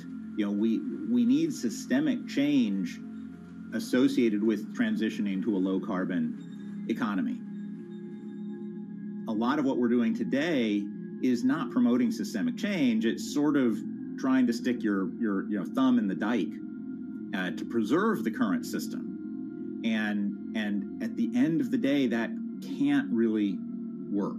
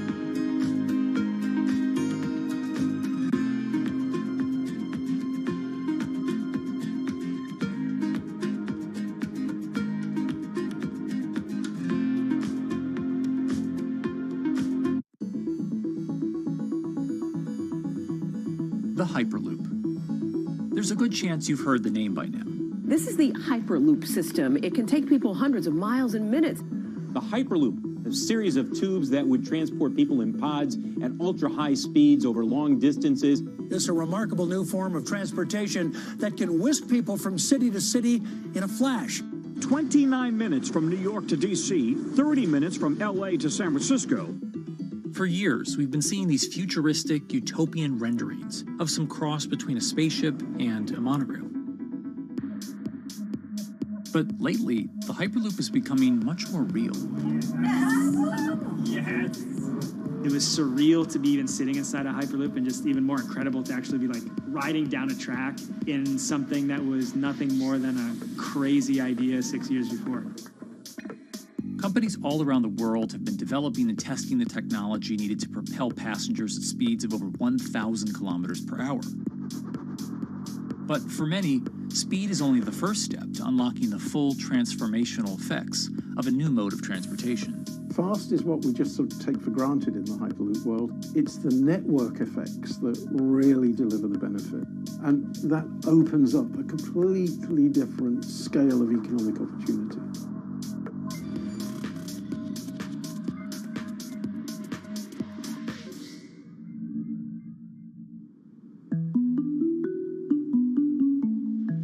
We've got planes, trains, automobiles, and boats for getting around Earth. But what if there was a fifth mode? And I have a name for it, which is called the Hyperloop. The Hyperloop? Hyperloop, yeah. In 2013, while riding high on the growing success of Tesla and SpaceX, entrepreneur Elon Musk released a white paper outlining the basic framework of the technology he called Hyperloop. The basic idea goes a little something like this. A tube reduces the air pressure to a near vacuum-like environment. A Hyperloop pod is then suspended in the tube, usually by magnetic levitation. The whole pod can then be propelled forward. Because there's no traditional friction sources like air resistance or rolling friction that would push back against the pod, the Hyperloop is able to move at incredibly high speeds and do so fairly efficiently. Despite its futuristic name, however, the general concept behind Hyperloop is actually pretty old. In fact, New York City's first attempt at an underground public transit system in the 1870s was based on a similar principle. The pneumatic transit system was short-lived, however, only stretching one block and topping out at a rather leisurely 10 miles per hour. While Elon would make some 21st century improvements to this concept and bestow a very 21st century name, he wouldn't end up pursuing the technology itself, instead electing to focus his efforts on something a little bit deeper, literally digging the requisite tunnels via his boring company. It would take another billionaire industrialist who dabbles in spaceflight. No, wait, not that one. Yeah, that's the one. After Richard Branson would make a large investment in the company Hyperloop One, it would be renamed to Virgin Hyperloop. What we've always been trying to do as a company is show that this technology could work, that it could be made safe, and that ultimately it's something that's happening in the next couple of years, not the next 20 years. Josh Geigel is the co-founder and CEO of Virgin Hyperloop. In a familiar tech startup story, he's seen the project go from a garage to a large-scale testing facility outside of Las Vegas. So we started building the first kind of Hyperloop system in 2016. We've done a lot of work, about 500 tests that we've done on that over the last 5 years. And what we realized that we need to do is take that technology, show that it can be commercial, so drive the cost down, improve the efficiency, improve the performance. But the key thing is actually making it approachable and safe for individuals.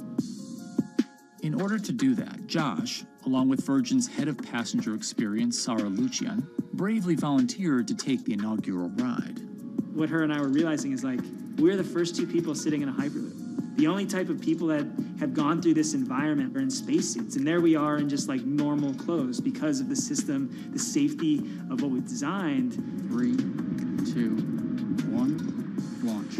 And then once we started going, you felt a bit of acceleration. We accelerated a little bit harder than we would in commercial. It'd be like a sports car.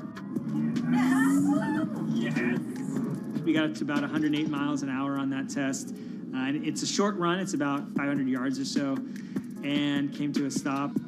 The test, lasting only about 20 seconds and covering only a quarter of a mile at just over 100 miles per hour, is a long way away from a true functioning Hyperloop. But as for optics, it's a crucial step for the future of funding. The number one question we got from investors or from project proponents or just people in general was is a Hyperloop safe? And what better way to show something is safe than by actually getting people on it. But convincing investors and governments that would likely be fronting some of the construction costs for an unproven technology is no easy task. First and foremost is the question of safety. Most people don't know how an airplane works, but yet they get on an airplane. They get on an airplane because, it's faster than driving. And most importantly, they've probably gotten off of one before. They've seen someone get off of one before. And so what we set out to do was actually show that Hyperloop could be safe with two normal people, not astronauts, not adrenaline junkies or test pilots or anything like that. Two normal people getting on a Hyperloop, and then most importantly, those two people getting off. But beyond safety concerns, constructing Hyperloops will undoubtedly require a significant capital investment to the estimated tune of around $60 million per kilometer of track. So a track from San Francisco to Los Angeles, for example, is likely to come with a price tag over $10 billion. And before large governments are willing to come in and front those costs, investors who are funding Hyperloop development must accept it as a long-term mixture of technology and infrastructure investing. Investors that are used to short returns because you're developing apps or something to that effect, those aren't the investors that really get excited about Hyperloop. What you start to see is the people that are looking at platform technologies, right? So this idea that because the smartphone existed, Uber could exist, right? So who are like the Vanderbilts of this century? And that's the part where you're going to get a lot more no's than yeses. But those people that have the ability, the fortitude to stick it out, to see the game-changing platform here, those are the people that we're looking for. And since we've done that passenger test, there has been a lot of interest that's really, this is a lot sooner than I thought.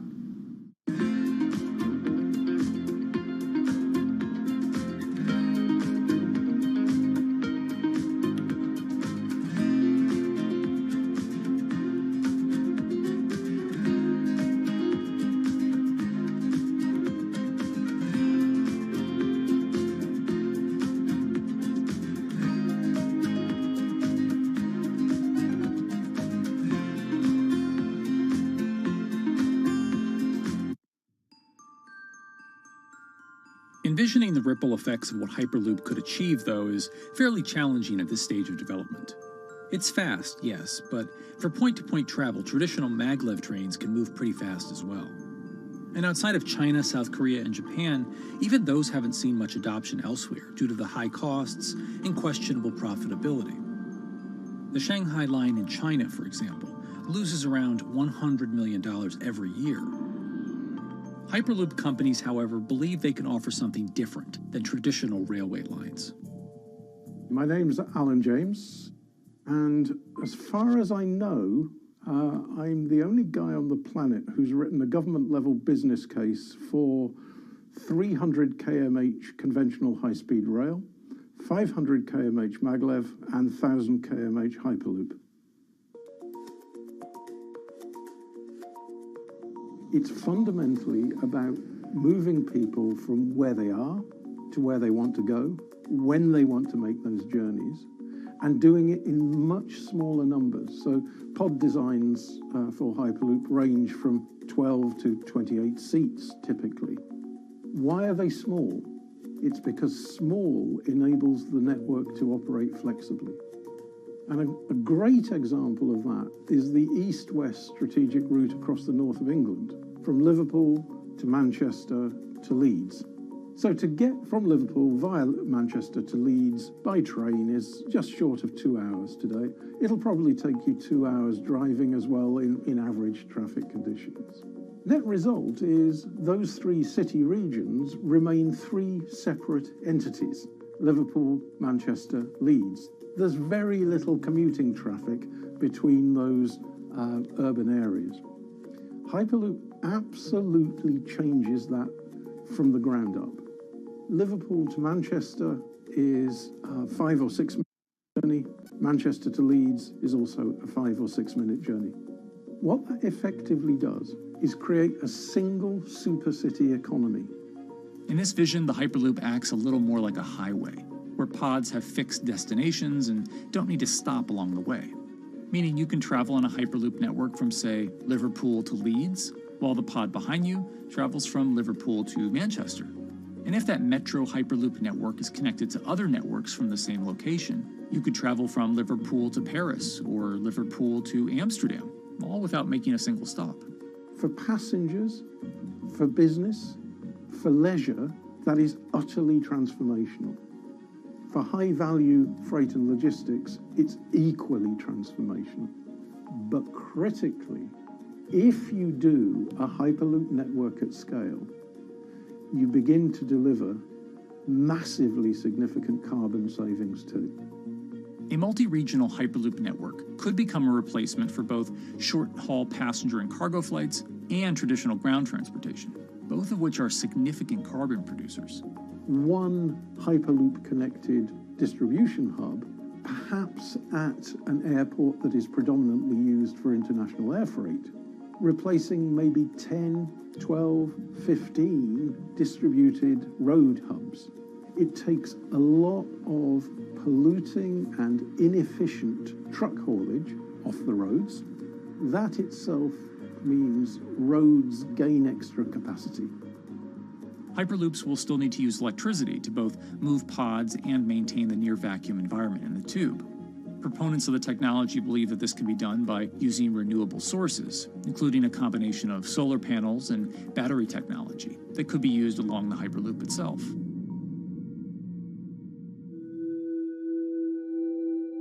But even with all multipliers of time and carbon emission savings that a Hyperloop network may provide, the investment capital required to actually build such a network becomes even more economically and politically daunting. Committing doesn't mean spending billions on day one. Committing means, how do we phase it?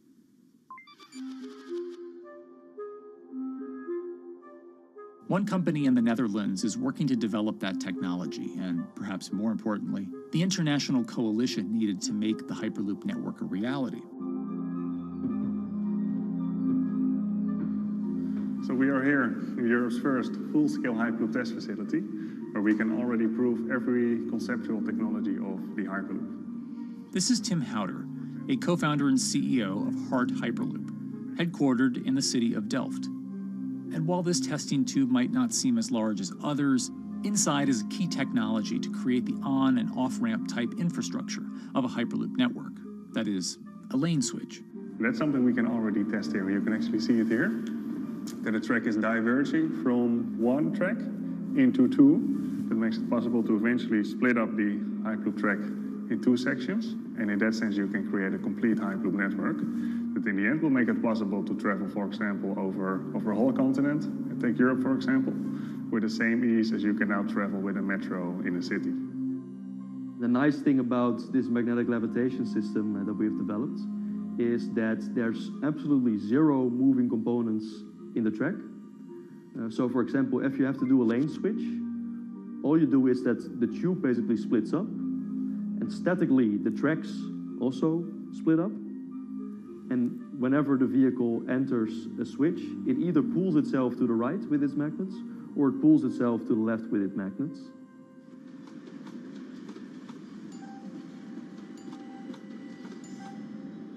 Lane switching on traditional rail requires the physical movement of the rail. Even modern magnetic levitation tracks use lane switching techniques in order to transfer trains from one track to another. And this is a very crucial element, because this is the thing that limits the capacity and, in the end, the usefulness of the rail network. Because the moment that a track is switching, that means that at that moment you are creating an unsafe environment for the trains behind it. So you need a lot of space between trains. But in a Hyperloop, because you have no moving components in the track, all the vehicles can be much closer to each other. You can achieve a very high frequency and basically have your vehicles moving and merging in and out of the network very much like a highway. For now, though, Hart's physical testing has been limited by the size of their tube. Because the test track is only 30 meters long, they haven't tested this lane switch at speeds greater than 20 kilometers per hour. However, the company is working to build a new test site where it plans to increase that testing speed to 300 kilometers per hour. We're now in a phase where we have proven most of the most important technologies in the test facilities that we already have. And we have also demonstrated the viability and the feasibility of a network If you look at all the subsystems that it consists of, most of those are proven systems, already demonstrated in lab conditions. So we don't really believe that the technology itself is going to be the biggest challenge. Because for all Hyperloop companies out there, actually building a Hyperloop system requires more than just a good product. We're talking about the safety aspects, we're talking about integration into the environment, we're talking about the social aspects. Do people feel comfortable traveling in such a system? So it's about all these different aspects, and the complexity is really getting all the different stakeholders that are relevant and that do need to contribute to bring this to market, to get them all following the same roadmap.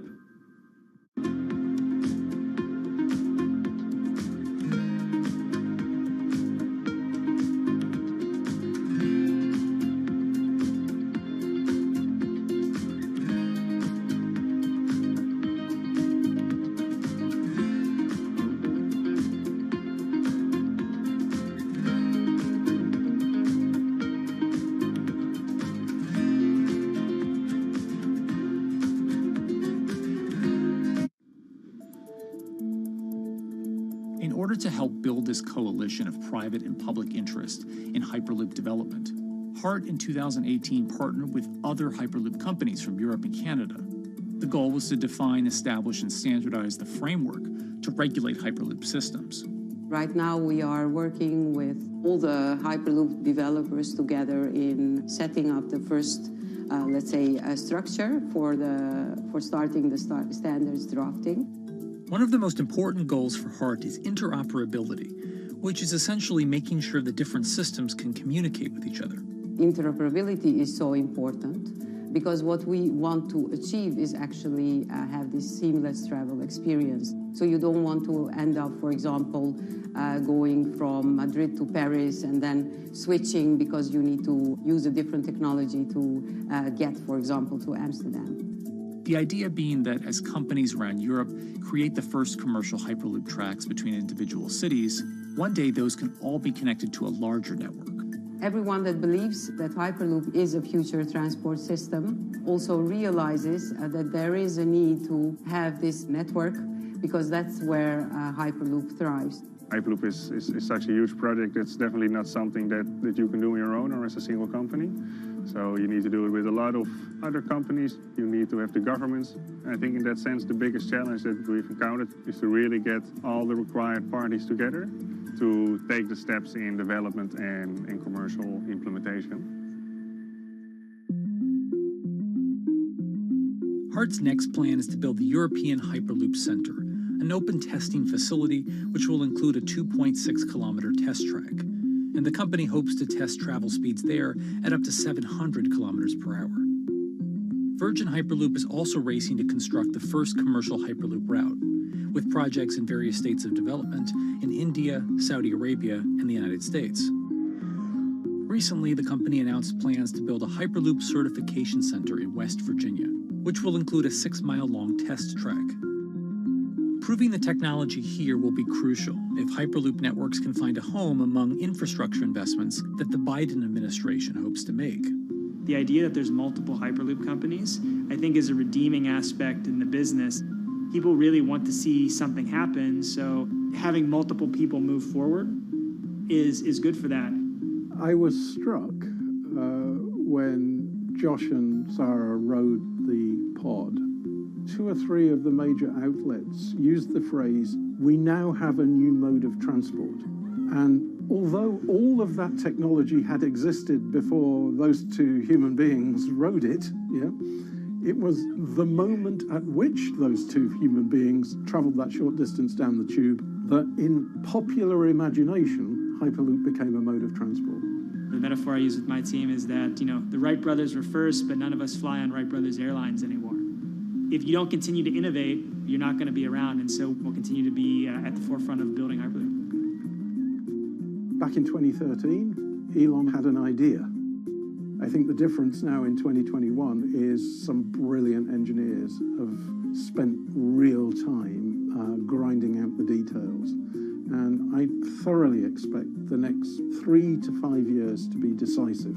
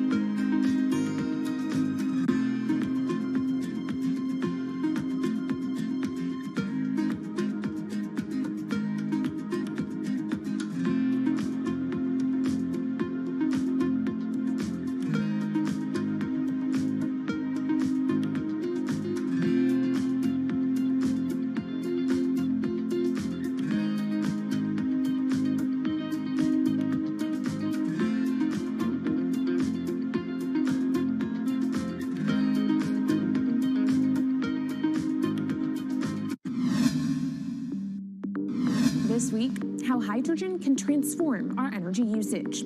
We'll look at why the universe's most abundant element could be a game changer in the climate revolution. Hydrogen technologies are not new. They are used in other sectors. We use them in space, on our rockets, and we don't need the laws of physics to change to be able to use hydrogen on our planes. From iron ore to green hydrogen, one of Australia's richest men tells us about his pivot to sustainable energy. Let's take action. It's practical, it's implementable. Let's do it now. Plus, the hydrogen revolution. We'll speak with the CEO of Italian utilities firm Snam about his new book and how green hydrogen could be competitive within 5 years. Costs are coming down and people are waking up to the fact that it's the only way to decarbonize certain sectors. From Bloomberg's global headquarters in New York, I'm Kaylee Lyons, and this is Bloomberg Green.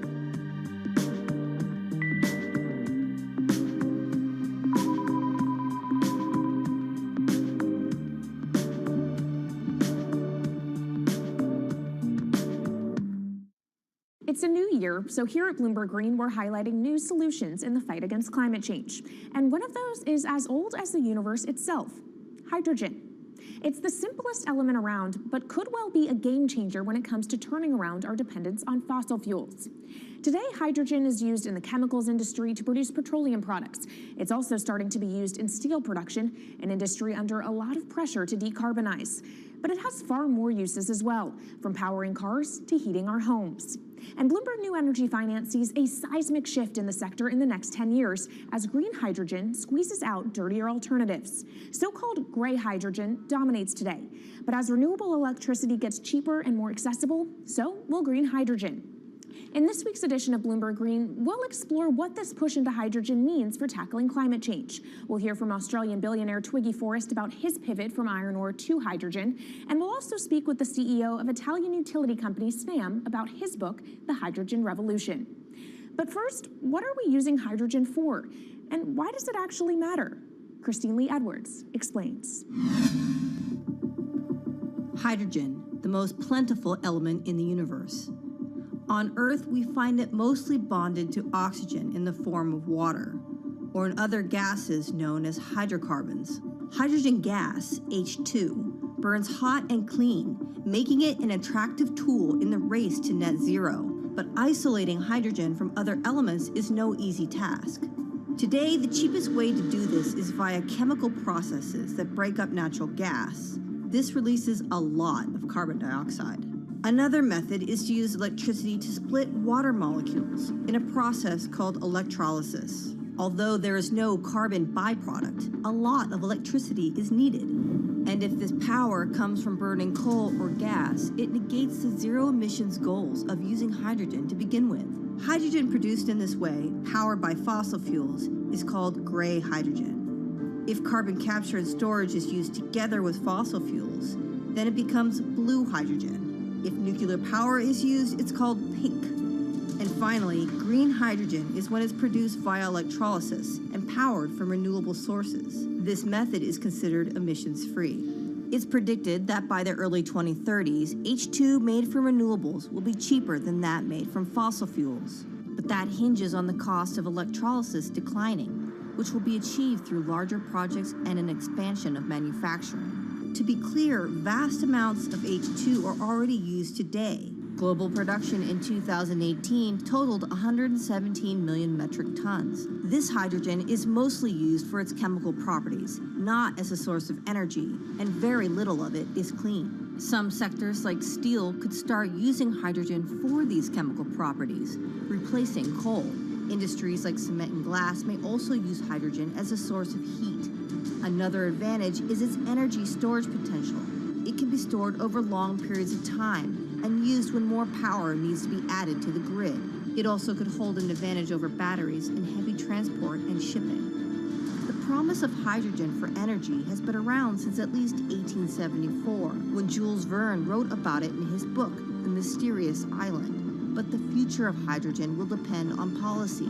Countries with net zero targets, carbon pricing, and hydrogen strategies with investment mechanisms are likely to see the highest H2 demand.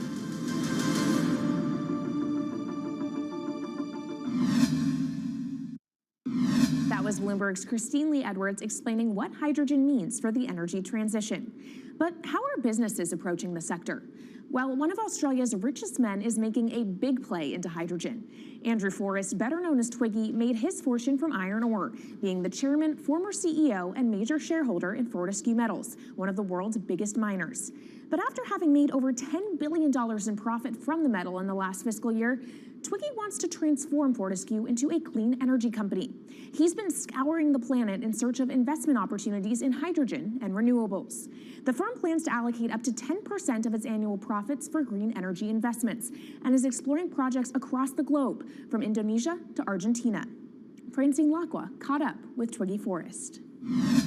There's only one type of clean hydrogen, all the rest is dirty. Yeah. That is green. If you just say green hydrogen is clean, the rest is dirty, then you've actually nailed it. And, you know, anyone else who produces any other rubbish, any other argument, just look them there and say, why is global warming accelerating if anything you're saying is true?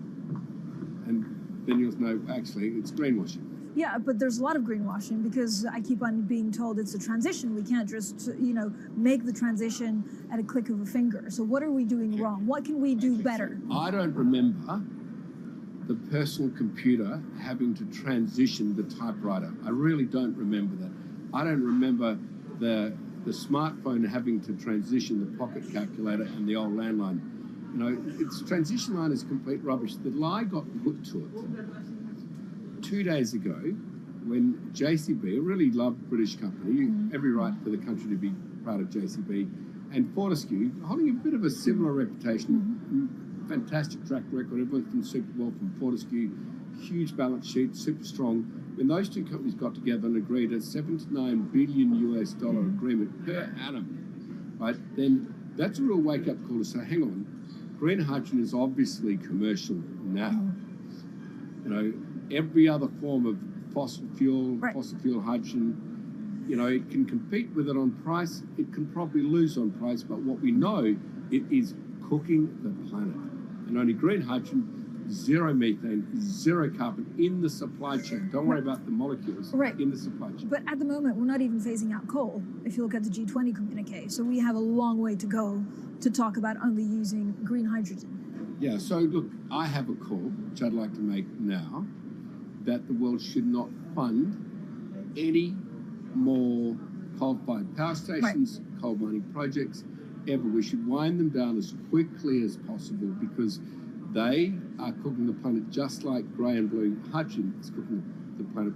Yeah. You know, hydrogen, which is not made from renewable electricity, is releasing 10 to 16 times more carbon, let alone the methane, which is worse, than it is hydrogen. So we've just got to stop doing things which are self-harming under the guise of greenwashing. So why are leaders so slow? Even if you look at the appetite for ESG investments, they're growing exponentially, so are emissions. So where are we allocating capital? Okay, so take the recent G20. There's probably a reason why there wasn't strong action coming out of the G20 because people were not aware that major transactions between large companies were taking place now on green hydrogen, that actually this pollution-free all the way through the supply chain fuel is now being transacted at multi-billion-dollar scale.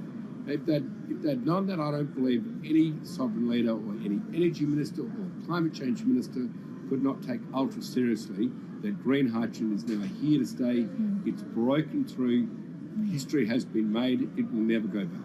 Okay, what is the one thing that you would tell leaders today and business leaders? How do we transition faster than what we are now because we're at real risk of missing our targets? Oh, so that's really simple. You stop funding, you stop subsidizing, you stop using money into fossil fuels. It could be carbon sequestration, it could be fuel rebates, could be anything. Hundreds of billions of dollars getting ashed while we ash the planet on fossil fuel subsidies. Because we haven't had that renewable electricity, we haven't had that green hydrogen, it's kind of been pushed down. It's all sorts of excuses. Oh, it'll never be commercial. It'll never be supplied in the quantities we need it. You know, blah, blah, blah. Now we know, let's take action. It's practical. It's implementable. Let's do it now. okay, if we do it now, is there going to be a shock to the energy system? Is there going to be a shock actually to economically? And is it worth, not talking about transition, just going from A to B? Yeah, it's a fantastic question. A to B is the solution. Let fossil fuels do what fossil fuels do. Just burn their coal, burn their oil, burn their gas. At least they're pumping up carbon and methane into the atmosphere, honestly. Well, not that honest, because they don't measure methane, which is 90 times worse than carbon. But at least the carbon is being done honestly. Encourage the green hydrogen sector to come in really fast. Okay, it's there. There's renewable power all over the world. We now know how to make electrolyzers much cheaper, like 25% of the original cost. We know how to do that now. We don't have an excuse to get into it. Does it need to be cheaper than oil and fossil fuel for it to be viable worldwide? Well, right now it is. Okay, so let's just swallow that bit of financial data. Right now it is cheaper, and it's getting more cheap. It's the only fuel Mr. Force, which is declining in value. You don't have enough of it, right, to power the world. Yes, that's only because we haven't had policies to support it. If we had policies to support it 5-10 years ago, it would be everywhere. You'd see the global warming budget start to come down. Yeah. Now, we've got 5 or 10 years to make a huge difference. I need policy leaders all over the world to appreciate now, okay, big business is transacting with green hydrogen in multi-billion-dollar agreements. We now know it's here and it's here to stay. Let's spread it everywhere. Coming up on the program, the hydrogen revolution. We'll speak with the CEO of Italian utility firm Snam about his new book and why he thinks green hydrogen will be competitive in just 5 years. Plus, how are airlines working to become more sustainable? We'll look at how Airbus plans to step up in the climate fight.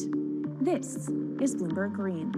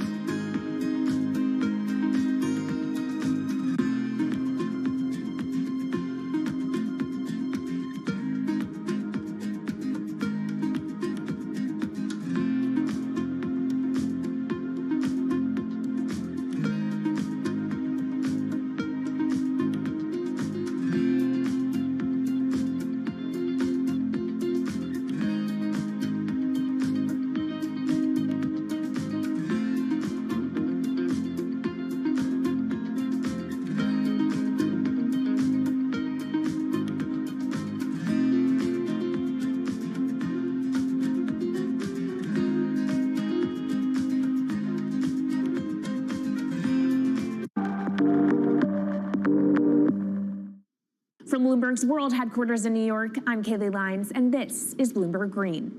What will the world look like in 2050? Will global temperatures have stabilized, electric vehicles be abundant, and solar and wind power homes around the world? According to Marco Alvera, the CEO of Italian energy company Snam, that vision of the future could be a reality. And he says that hydrogen will pave its way. As he tells it in his new book, The Hydrogen Revolution, Alvera's moment of reckoning came in November 2018 when he tasked the Snam Scenarios team with studying how Europe could reduce its CO2 emissions to zero by 2050. Looking through the results of the study, Alvera said he was struck by how much hydrogen was in Europe's energy mix by that year. Beyond the abundance of hydrogen, the SNAM model also predicted that it would be the cheapest form of decarbonized energy for many sectors, and that it could be cheaper than today's prices for oil, coal, and nuclear power. Our Maria Tadeo spoke with Alvera at COP26. It's happening all very fast. We see the cost of hydrogen coming down a lot. Hydrogen will play a big role in the energy mix. I don't know if it's going to be 15 or 25% of a fully decarbonized energy system, but it's going to be big. Costs are coming down, and people are waking up to the fact that it's the only way to decarbonize certain sectors, the so-called hard-to-abate sectors. And you say it's the only way and the costs are coming down. Where do you see prices moving? Because a lot of the reticence at times has to do with the pricing, that some argue, well, it's still not the cheapest option on the market. So when I was first working in hydrogen in 2004, it was costing $1,000 per megawatt hour. 2010, 600. Today, 100, and we see it going down to 50 in 5 years' time, and to going down to $25 per megawatt hour in the next 10 years or so, which is a quarter of where it is today. That's really because renewable energy, and we're talking green hydrogen here, renewable energy costs are falling, but the cost of making the electrolyzer, which is the kit that you use to convert solar or wind energy and water into hydrogen, the cost of this kit is falling a lot because it doesn't really exist on an industrial scale. So as we build up capacity, we industrialize it, we standardize it, and we squeeze costs out. That's really the cost trajectory. And for that, of course, you need demand, however, for governments and also institutions to kind of buy into this idea that it is the future and we want to invest and create infrastructure. What are they telling you? When you speak to governments, when you speak to officials, are they keen on this? They're very keen. So the Department of Energy shares our view in the States of getting to below $1 a kilo, which is $25 a megawatt hour. The European Union has a hydrogen strategy, which is very clear, and several member states have the same. Chile wants to export a lot of hydrogen. China's big on hydrogen. Australia is very big on hydrogen. Japan is blending already hydrogen. So I would say the world is now really focused on this because it's the only way to store energy for a long period of time economically is to convert it into either a liquid or a gas. And of course, you talk about the price, but the other big component is the volume. You know, how big can you go? Where do you see that on a time scale? So wherever it's sunny or windy, you can produce very cheap hydrogen eventually. And so compared to oil and gas, which are concentrated in few parts of the world, it's going to be very democratic from that point of view. So every sunny place, every desert, every ocean wind can be turned into hydrogen that we can put on ships, in pipes, and really start trading it around the world. So it's going to happen a lot faster than a lot of people think. So, and when you say a lot faster, what is that in time? As I said, $50, which is essentially oil parity within 5 years. And then, depending on how quickly we ramp it up after that, we could get to $25, which is coal parity before the end of the decade. And in big scale. In big scale, because once you get to coal parity, that's the only way we're going to get China and India to stop burning new coal. We have businesses in China and in India, and I see a lot of hydrogen development, a lot of renewable development in both countries. The India announcement was incredibly strong on 2030. Some people were upset about the 2017 net zero deadline, but when it comes to 30, he announced a big, big commitment to get to 50% renewables. Were you surprised by it? I was surprised that they would make it so explicit, and even the net zero is a big thing for them. And so I think it will happen faster than 2070 because of the falling cost of renewable and hydrogen. India's burning 80 gigawatt of oil, of diesel, to keep the lights on. So there's an immediate opportunity there, and we're very interested in working in that country. And with regards to China, perhaps the fact that we haven't really seen them active, I guess the diplomats are working on this, but we haven't really seen the leadership. It's going to be technology, it's going to be industry. I think China has committed to a net zero, which is very important. At the G20, China was clearly behind the 1.5 degrees. So I think a lot has been achieved between the G20 and COP, and I think what's really important is to see in the coming years how quick it's in our hands to make part of this happen in 5 years, or it could otherwise happen in 15, 20 years. It's about building the project. The capital is there. We saw how many trillions of dollars are already committed. What's missing is really the projects, and that's where companies like us step in. Marco Alvera, CEO of SNAM there, speaking with our Maria Tadeo. Let's turn now to the aviation industry. It's a big contributor to global greenhouse gas emissions, and it's under pressure to change that.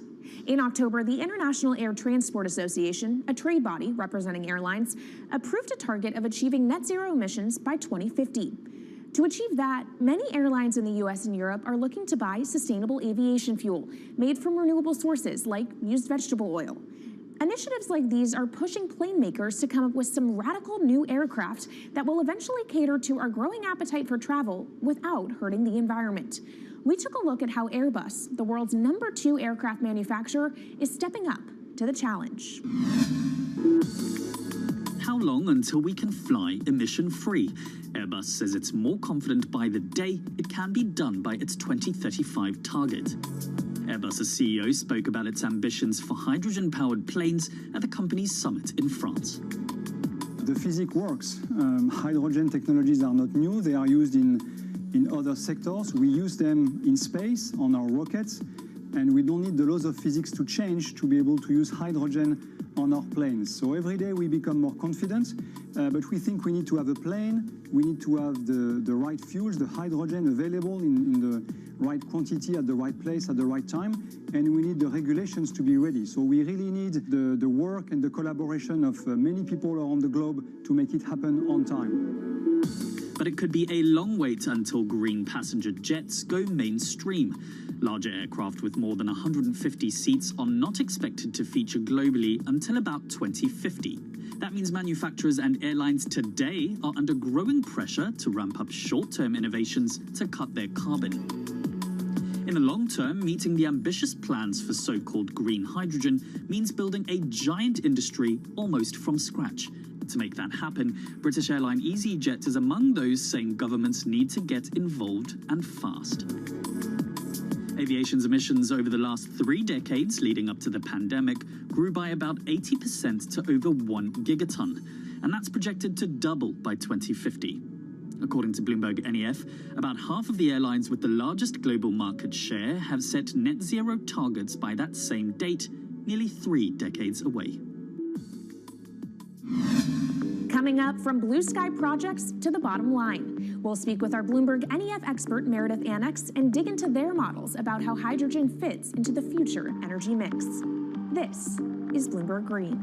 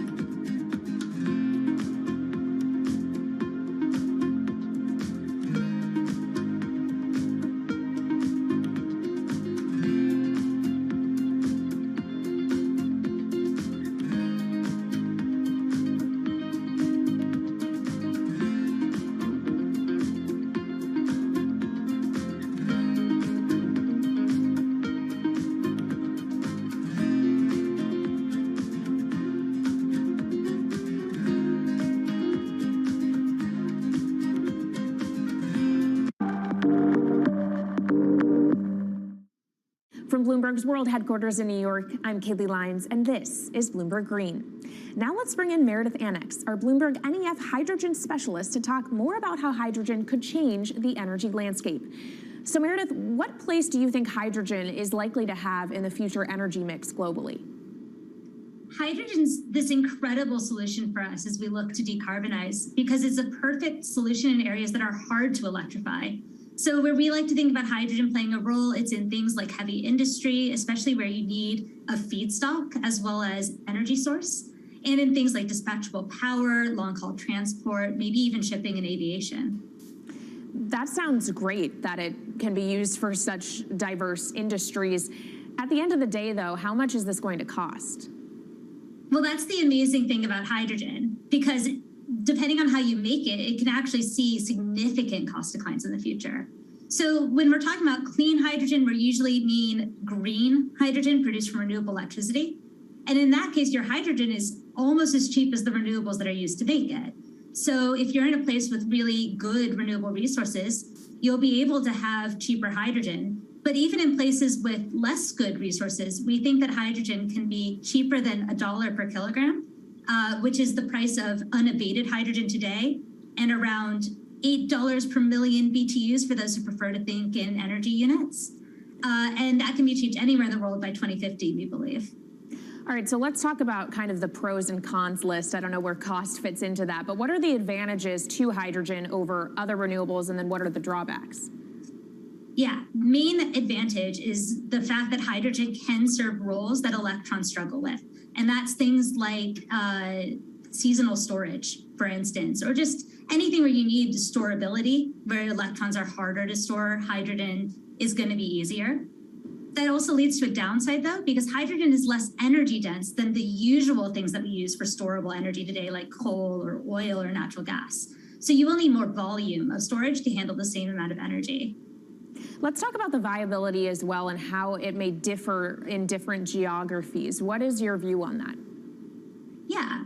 So for green hydrogen, again, from renewable electricity, really places with the best renewable resources, things like Latin America or the Middle East, even Southern Europe, have really, really good potential for producing hydrogen. And then when you're looking at blue hydrogen, which is produced from natural gas or coal with carbon capture and storage, we do see that becoming more expensive than green hydrogen in the future, especially as renewable electricity costs come down. But that can be a viable option in places like the US Gulf Coast or Russia, where you've got good geological storage for the carbon, as well as ample natural gas that's quite cheap.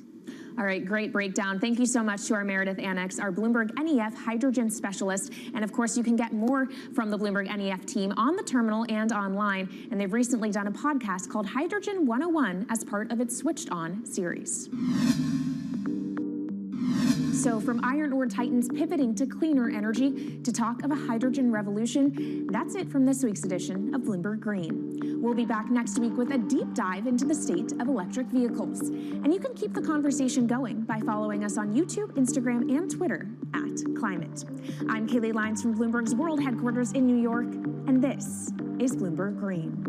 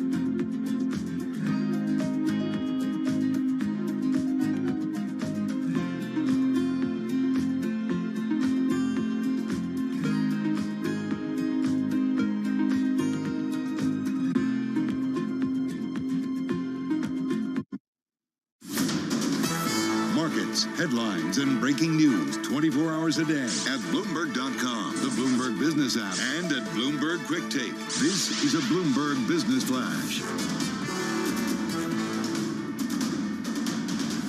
From Bloomberg World Headquarters, I'm Charlie Pellet. We're looking at a down Monday with the Dow, the S&P, and NASDAQ all in the red. Stocks are falling after the second biggest weekly rally of this year, with money managers rebalancing their portfolios in the final days of the quarter.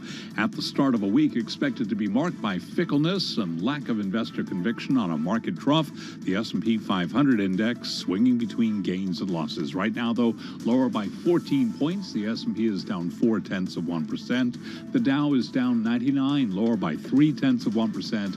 The NASDAQ Composite Index is down 89, a drop right now of 0.8%. The 10-year's down 17/30 seconds. 10-year yield 3.19%. Spot gold is down $3 the ounce to $18.23, a decline there of 0.2%. Bitcoin is down 3.3%, 20,696 on Bitcoin, while West Texas Intermediate crude oil is up 2.3%, 110.14 for a barrel of WTI. So it is a down Monday. As for the market backdrop, Lisa Shallett is Chief Investment Officer for Wealth Management at Morgan Stanley. Economists have begun to cut their top-down economic forecasts for GDP, and yet, fundamental company analysts are sitting there like deer in headlights, not knowing what to do with numbers. Among some of the names reporting after the close of trading today will be Nike. Nike shares down now by 2%. Goldman Sachs analysts have downgraded Coinbase Global to a sell rating as the crypto winter continues to take its toll on the struggling digital currency exchange. Bitcoin is now at less than half the value from just 6 months ago, and Coinbase shares down now by 9.6%. Again, recapping, 10-year yield 3.19%, S&P down 0.3%. I'm Charlie Pellet. That is a Bloomberg Business Flash. This is Bloomberg Business Week. Insight from the reporters and editors who bring you America's most trusted business magazine, plus global business, finance, and tech news as it happens. Bloomberg Business Week with Carol Masser and Bloomberg Quick Takes Tim Stenovic on Bloomberg Radio. And live from the Bloomberg Interactive Brokers studio, streaming on YouTube in our BTV5 studio. And I got to say, I've also got a Zoom going on so that Tim and I can do our show today. Good to be back with you. It's really good to have you back. You sound good. You look good. How do you feel? I'm getting there. Okay. COVID's a real thing. Even after 26 months, it can happen, folks. So you're like back to 100%, I feel like. I mean, that's how I feel. You could. What would you say, 90? I'd say 80%. Okay. All right, well, you're fooling us.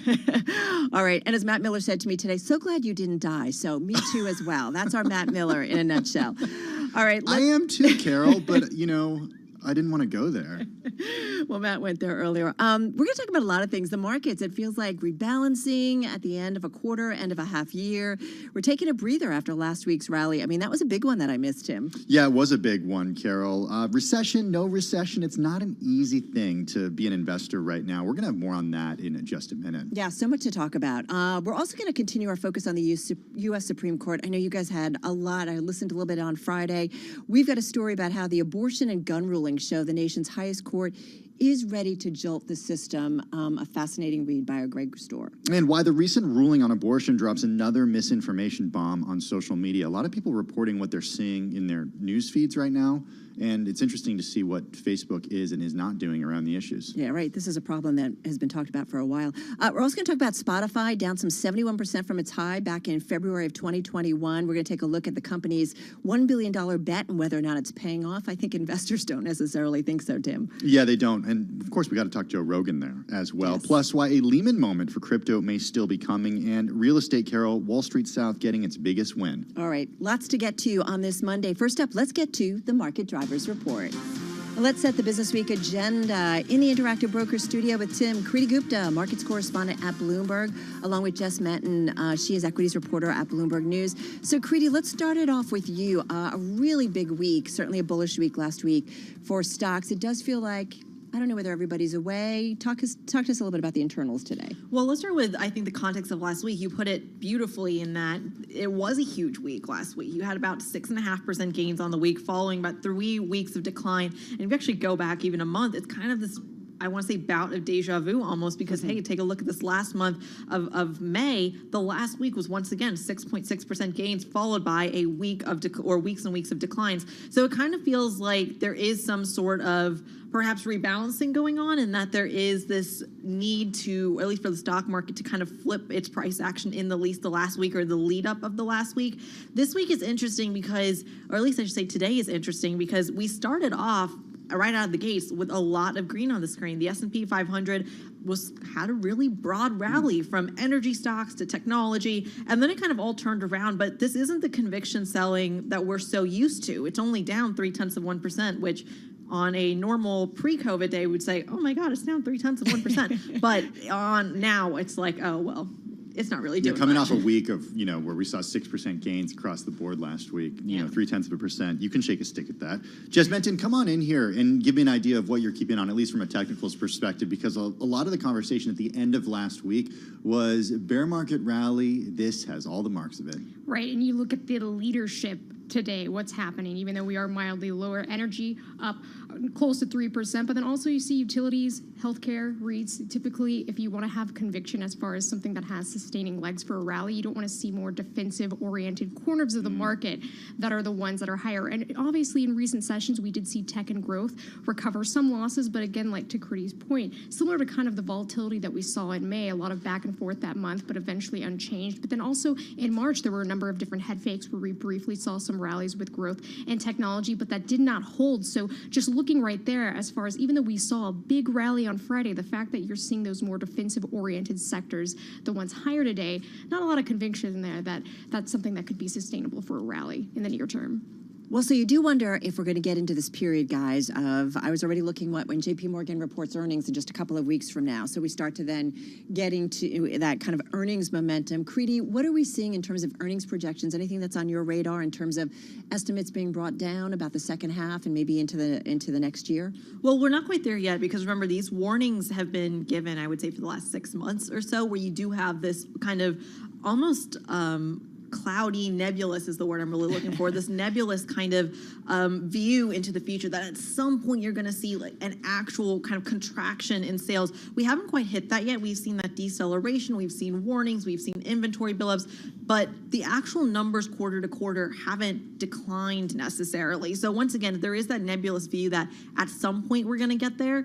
Whether that point is right now or whether that point is in this upcoming quarter, we don't really know. In fact, I think that's really where the eco data is far more helpful than the earnings data, because it almost lags in a way. I got to tell you, I thought this commentary from Lisa Shallett over at Morgan Stanley was really interesting, given that she basically said that economists, our analysts are out there, and they're sort of in for a real surprise when we start to see these earnings numbers, Jess Menton, come from these companies, because we know the price, but we don't know the E, right? The price to earnings ratio at this point. And also just looking at what's happening with margin compression, clearly discretionary in retail, that was a big problem, but now you're starting to see it spill over into other sectors as well, such as communication services. So that's a big question as far as how much longer can these companies continue to pass on those costs to consumers. And we're already starting to see that happening when you're looking at Target, again, cutting its profit outlook recently, again, earlier this month. And also Walmart, another big retailer that obviously caters to a particular demographic within the U.S. And you want to see as far as what that means for consumer spending. And we're getting another update on consumer spending later this week. And we'll see for the numbers for May. It'll also have that PCE indicator for inflation. That's obviously the Fed's preferred measure. And we saw some signs of that easing recently. But also when you're looking at more other inflation indicators like, say, CPI, been more stubbornly higher there. And also when it comes to margins, actually persistently high PPI readings relative to CPI have been the ones that have been more impactful toward margins, rather than just when we're looking at those PCE indicators from the consumer spending report. Today's trade is just an indication of we just don't know exactly what is coming next. So much on our agenda. Kriti, thank you so much. Kriti Gupta, markets correspondent at Bloomberg, in our Interactive Broker studio. And that last voice you just heard, Jess Menton, equities reporter at Bloomberg News. All right, let's go from the New York City studios down to Washington, D.C. for a check of the latest world and national news. For that, we turn to Nancy Lyons. Hey, Nance. Thanks, Tim. A former high school football coach fired for repeatedly praying at the 50-yard line after football games has won a victory in the U.S. Supreme Court. Justices ruled Joe Kennedy's free speech rights were violated, along with the free exercise of religion. The ruling was 6-3. Bloomberg's Supreme Court reporter Greg Storr.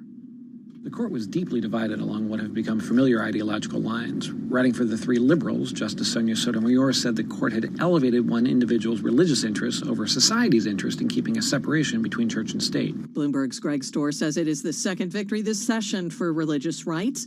Last week, the court strengthened the rights of parents to use public funds to send their kids to religious schools.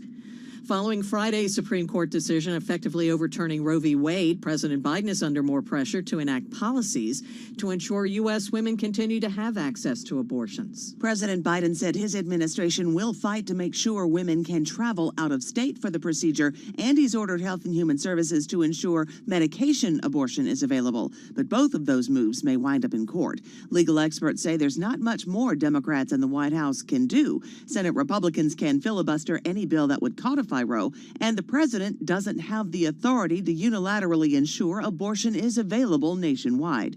In Washington, I'm Amy Morris, Bloomberg Radio. Well, no hearing was planned by the January 6th committee this week, but that has now changed. The panel has called a surprise hearing for tomorrow to present recently obtained evidence and to receive witness testimony. No other details have been given. Global news 24 hours a day, on air and on Bloomberg Quick Take, powered by more than 2,700 journalists and analysts in more than 120 countries. I'm Nancy Lyons. Carol Master along with Tim Stanovic here on Bloomberg Business Week. So I have to say, I was thinking about you. I listened a little bit on Friday with the Supreme Court ruling. I mean, it really does feel like this is a very different Supreme Court in terms of some of what we're hearing in these decisions, Tim. Yeah, the decisions are not over as well. As we just heard from Nancy Lyons, we're continuing to hear the results of a court that is strongly in the conservative camp, thanks to three appointees from President Donald Trump's 4-year term. The latest, you just heard from Nancy Lyons about the coach who lost his job over midfield prayers. The Supreme Court ruling in favor of this football coach who lost his job for conducting those post-game prayers on the 50-yard line in a decision that buttresses religious rights and reduces the authority of public schools over their teachers and staff. Yeah, this is interesting. Voting 6-3, the court said Bremerton School District in Washington State violated Joseph Kennedy's constitutional religion and speech rights by punishing him after he repeatedly took a knee, often alongside his players. The ruling adds to a line of recent Supreme Court decisions relaxing the separation of church and state.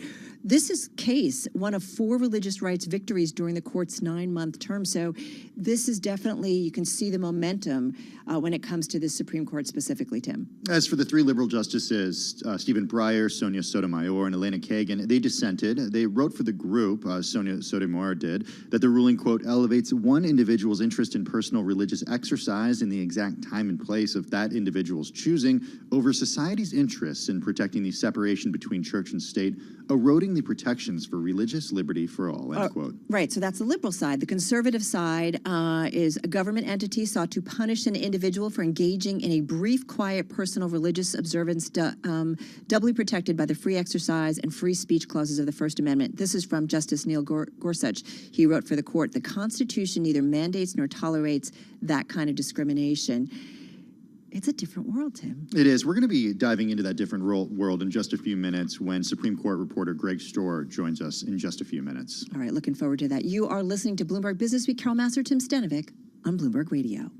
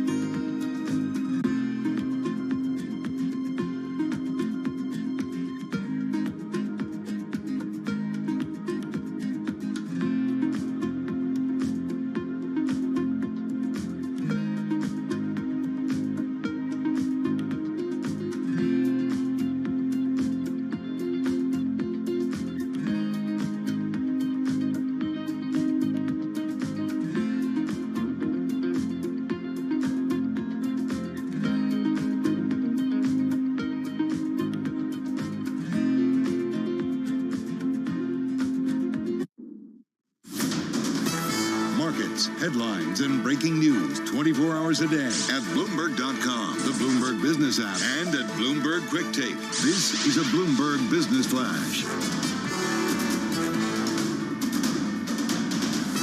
From Bloomberg World Headquarters, I'm Charlie Pellet. The Dow, the S&P, NASDAQ, they're all declining right now. Stocks are falling after the second biggest weekly rally of 2022 as money managers rebalance their portfolios in the final days of the quarter. The S&P right now down 10, a drop there of 0.3%. The Dow is down 52, a decline of 0.2%. NASDAQ down 74, a drop of 0.6%.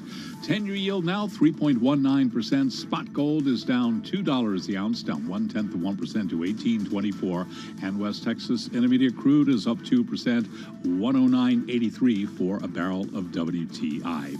Jefferies Financial Group says it will cover travel costs for workers seeking an abortion outside of states that have banned or restricted the procedure. Jefferies will be reporting earnings after the close of trading today. Its shares are up by 0.3%. I'm Charlie Pellet, and that is a Bloomberg Business Flash. All right, Charlie, thank you so much. Well, this story definitely caught our attention. Abortion and gun rulings show a Supreme Court that is ready to jolt the system. So we want to get more on what exactly Greg Storr means by that, Tim. Greg Storr is Supreme Court reporter for Bloomberg News. He joins us this afternoon on the phone from our Washington, D.C. bureau. Greg, I know you and the team have been so busy over the last few days and weeks as we continue to get the latest decisions from the Supreme Court. So we appreciate you taking the time. I just got to say, it hasn't even been 2 years since Amy Coney Barrett was confirmed just before the 2020 presidential election. And already, I think that this court has done more in just 1 or 2 sessions that really changes American history from this part forward. Yeah, it's really amazing to think that this is actually Amy Coney Barrett's first full Supreme Court term. She joined just after the previous one started. It's a court that has been very aggressive. The conservatives clearly have their collective sea legs. These rulings on abortion and guns in the last few days were notable not only for the tremendous practical implications, but also the way they went about the reasoning, very sweeping reasoning about how to interpret the Constitution, and in particular what rights are in there and what rights aren't. So how do we as U.S. citizens think that this continues to play out? Well, the court's going to have another huge term next year. They have big cases on affirmative action, religious and gay rights, a Clean Water Act case, and they're just getting started. Based on what we've seen from what the court did this term, they are determined they're willing to overturn precedents. They read the Constitution through that originalist lens of looking at the words and what they meant at the time, and they're going to evaluate American tradition and history as they see it to see what sorts of rights were protected at the time the Constitution or perhaps the 14th Amendment were enacted. And for the most part, that mode of analysis gives you very, very conservative results. So what should we be keeping an eye on? You mentioned gay rights, for example. You mentioned religious freedom. What are the cases that are set to be argued before them? And given what we know about this court already, I think it seems like we have a good understanding of what these justices believe and how they've interpreted the Constitution thus far. So I don't even know if, you know this better than I would, but are things actually up in the air at all with some of these cases? Because it's kind of clear how some of these justices think. Yeah, it certainly is. And oftentimes the question is just whether the court's going to choose to get into an area. Once they've taken up a case, it's pretty clear which way they're going to go. So a good example is I mentioned affirmative action. They're going to, in the fall, take up cases challenging the use of race in college admissions at Harvard and the University of North Carolina. There's also a case, a variation of that case a few years ago where the baker didn't want to make a cake to celebrate a same-sex wedding. In this case, it involves a website designer who doesn't want to design web pages for same-sex weddings. And with both those cases and some others, there's not a huge amount of doubt about which way the court's going to go. Maybe there's some question about how far they'll go.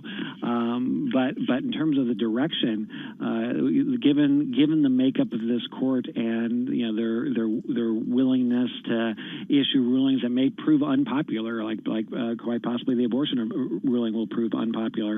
Again, it's pretty clear which way the court's going to go. Greg, I do wonder, and I wonder what's the conversations you're having with the academic scholars of the Supreme Court, and you too, who have followed it for so long, about there are issues in modern life that I think it's safe to say the fathers of the Constitution couldn't even think about. You know what I mean? So how do we have to think about an evolution of our Supreme Court, maybe a more modern Supreme Court? Yeah, that's a really, it's interesting, Carol, you used the word fathers there because, of course, the Constitution was drafted by men. The 14th Amendment it was ratified in 1868 by men, and in the case of abortion, very much a right that affects women in a way that it doesn't affect men. And I think that's actually going to be a real a point of contention going forward, is that this is a court that looks to, as I said earlier, what rights have traditionally been there. They did a survey of American law and talked about where abortion was allowed and where it wasn't allowed throughout history, and to the extent that history doesn't reflect all the modern realities, including the modern reality that women vote, that black people vote in a way that it was very hard for them to do before the civil rights era. It's a question of whose Constitution are they interpreting, and so very much when I'm talking to folks on the liberal side of things over the last few days, that's the kind of stuff I'm hearing. So it's just interesting to think about the history of the courts and kind of where this goes ultimately. Should we anticipate any kind of structural changes? I know right off of Friday's decision, people were talking about expanding the Supreme Court. Does anything change? Well, the problem, of course, for those who want to expand the court is, they don't have the votes right now, and there's no sign that they're going to have the votes. Even if you didn't have the filibuster in the Senate, Democrats are at this point a long way away from having a majority of people who would like to add seats to the Supreme Court. There might be other steps that are more realistic. Term limits, of course, is something that the Supreme Court Commission talked about, but even that I think is going to be a real stretch. Ultimately, this may depend on whether folks on the left are able to get mobilized, not just at this particular moment, but over the long term to make the long-term changes that are going to be required to offset what the Supreme Court did. Yeah, these are lifetime appointments. So yeah, right? It's not like one election changes that. They stay a long, long time. Greg Storr, always our go-to when it comes to the Supreme Court reporter at Bloomberg News, on the phone from our Washington, D.C. bureau. And I think, Tim, about the disconnect about the public and what they want versus what we're getting from the Supreme Court. Yeah, survey data showing that. This is Bloomberg.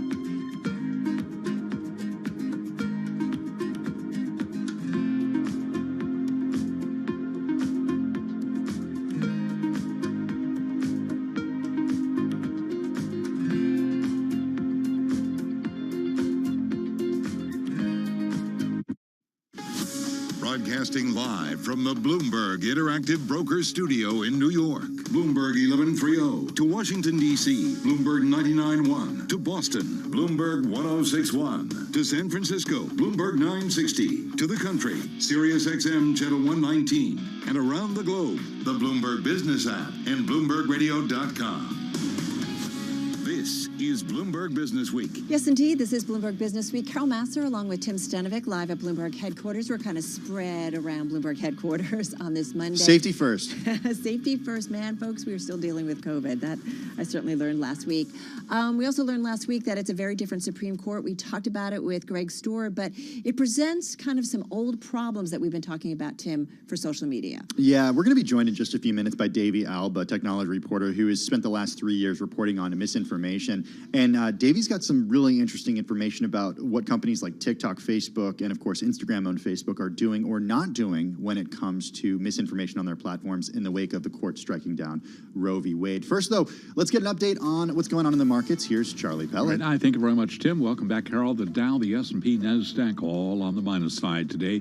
Stocks are lower after the second biggest rally of 2022, with money managers rebalancing their portfolios in the final days of the quarter. We do have July just around the corner here, with the S&P right now down 10 points, lower by 0.3%. The Dow is down 59, down 0.2, and NASDAQ trading lower by 73 points, a decline right now of 0.6%. 10-year yield 3.19%. Spot gold down 0.1%, 18.24 the ounce, while West Texas Intermediate crude is up 1.6%, 109.37 a barrel, and Bitcoin today down 2.3% at 20,901 on Bitcoin.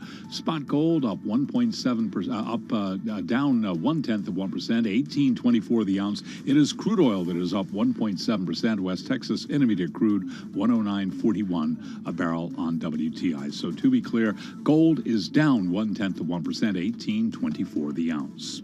Stocks are trading lower across the board, but Lori Calvasina, head of U.S. equity strategy at RBC Capital Markets, says in recent weeks, sentiment has been improving. One of the reasons that we think that markets are acting a little bit better over the last couple weeks has just been this idea of a short and shallow recession potentially being what's confronting investors. And if we talk to investors, there's a sense that if that ends up being the case, you could really just sort of rip off the Band-Aid, get the pain out of the way in the next few months, and earnings could still look reasonable for next year, thereby providing a reason to jump into this market now. Now, we'll see if that ends up panning out, but that is sort of the sentiment I've been picking up from investors the last couple of weeks. Donald Trump is appealing the dismissal of his lawsuit alleging that Twitter violated his free speech rights by banning the former president from its platform for his role in the Capitol riot.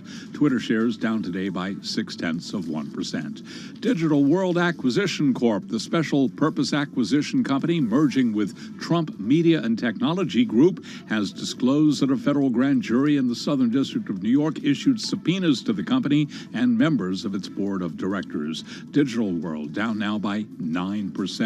Recapping, S&P down 7, down 0.2%. I'm Charlie Pelleton. That is a Bloomberg Business Flash. All right, Charlie, thank you so much. Carol Massar, Tim Stenovic, live on Bloomberg Business Week. And I think it's safe to say, Tim, that when that Supreme Court decision came out last Friday, we all had some initial thoughts, and that includes our own Davey Alba, who in her Fully Charged newsletter, she writes today, major news events are always fertile ground for misinformation, and that was her first thought upon hearing that the Supreme Court decided to overturn Roe versus Wade on Friday as expected. Davey joins us now on the phone from New York City. Davey, great to have you back with us. What did these social platforms, what have they told you? What did they tell you when you reached out to them? Not just recently, but last month in the wake of the leaked opinion that kind of gave us the heads up that Friday's decision from the Supreme Court was coming. Hi, yeah, glad to be here. They told me that they weren't going to be coming out with these information centers that they've done in other misinformation crises like the COVID-19 pandemic or the elections. These platforms are often quite reactive to the news, and they don't necessarily have, you know, their policies at the ready for new spikes in misinformation that depend on the news cycle. So this is a very sensitive political issue for them, of course. They don't want to appear, you know, anything but neutral. And so they aren't committing to directing people to accurate information in these sort of specialized information centers like they've done in the past. I thought what was interesting, too, is QAnon. They all of a sudden popped up again for the first time in a long time. That's right, yeah. It's been almost 2 years since the anonymous online account that set off the QAnon conspiracy movement. The poster is called simply Q. And on Friday last week, this anonymous account posted, "Are you ready to serve your country again?" It was clearly a nod to the Supreme Court ruling that just came down. And a lot of people, got into a frenzy that their leader, their sort of anonymous leader of this movement, has reappeared. So, Davey, what are the platforms doing? They're not doing these information centers like they did for the election, for example, and for COVID-19. What about when it comes to actually highlighting the content that people are posting? Because that's a big part of this. It's not just offering it, being a place where people go for information, but it's a place where people certainly see what has been posted and what hasn't been posted. And the stuff that is engaging is oftentimes stuff that pushes people's buttons. Yeah, that's right. And, the way the companies have said, sort of what they're doing with this go-round of misinformation, or I should say what they're not doing, is they're not changing anything. They're not changing anything about the way their algorithms work, the way posts get pushed out to your news feeds. And so this is why my newsletter was about how there will likely be a lot more misinformation coming your way. The posts that are often shared widely are speculative, sort of, just want to push people's emotional buttons, as you say. And a lot of these things are, fear-mongering posts about things like Antifa, which is a favorite boogeyman of the right, saying that they are planning right now and have already come out with coordinated riots around the ruling. There's, paid protesters. That's another favorite narrative that we see over and over again, that people are not actually protesting the ruling, but they are being paid, and so they're not really upset about these things. And then, there's the long-standing misinformation that has been around for as long as there have been sort of anti-choice groups. So, yeah, it's a difficult problem, and we're all, expecting more of it. Right, and when it's a problem that we know regulators have been interested in trying to get a better hold of, but we'll see whether or not that continues to gain any kind of traction. Davey, thank you so much. Davey Alba, technology reporter at Bloomberg News, joining us on the phone from New York City with what is definitely an important angle to these Supreme Court decisions, Tim. Let's get to Washington, D.C. now for the latest world and national news. For that, we go to Nancy Lyons. Hey, Nance.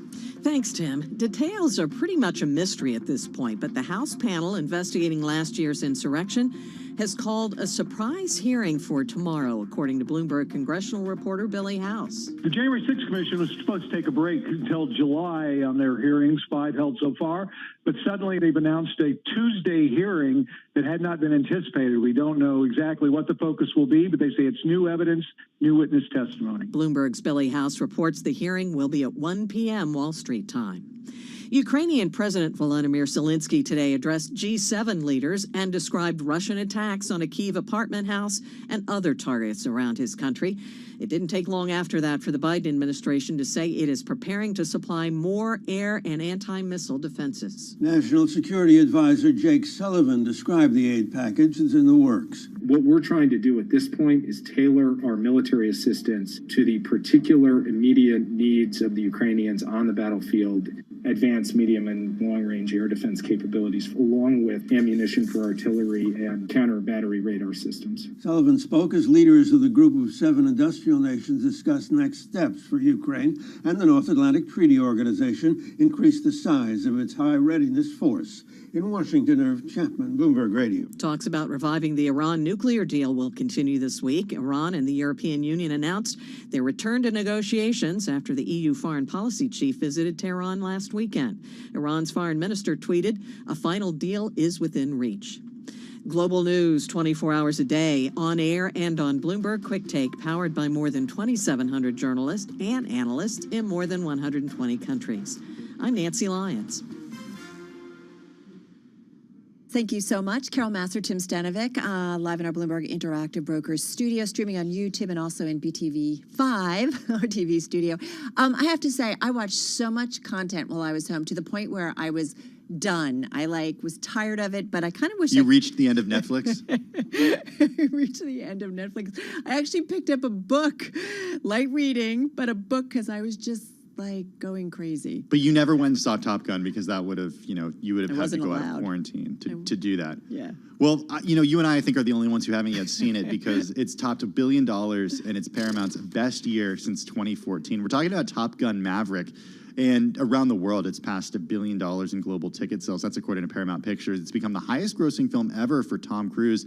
And it's marked the best year yet for the studio since 2014. Listen, and this is we all talked about, are people going to go back to the movie theaters, right? Because of the pandemic, right? Everybody was watching so much stuff at home. But this speaks to people will go out and see things. And that's true when it comes to what's going on in the U.S. North America grossing more than $520 million in North America and more than $486 million internationally. Paramount putting that out today. It is the biggest movie for the studio, as you said. Big deal, which has been part of Paramount Global since Transformers: Age of Extinction in 2014. I bet you saw that one too. No, I did not see that one, but I am really eager to see Top Gun Maverick. In fact, I was in Cincinnati. Are you really? Are you really? Oh, I would love to see it in the theater. Yeah. I was in Cincinnati over the weekend, Carol. It was my wife Rebecca's high school reunion. Aww. We went to it, and I was talking to some of her friends' husbands.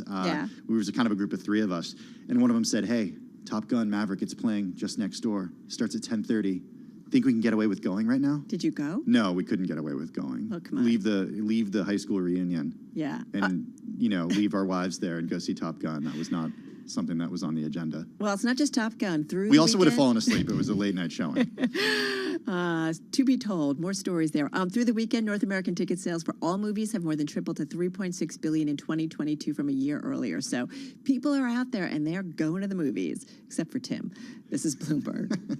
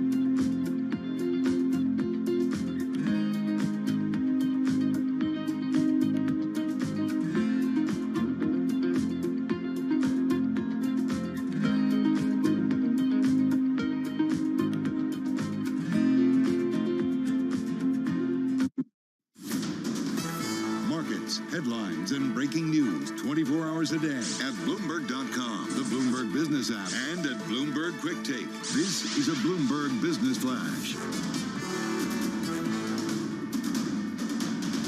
From Bloomberg World Headquarters, I'm Charlie Pellet. The Dow, the S&P, NASDAQ, all in the red today. Stocks are lower after the second biggest rally of this year.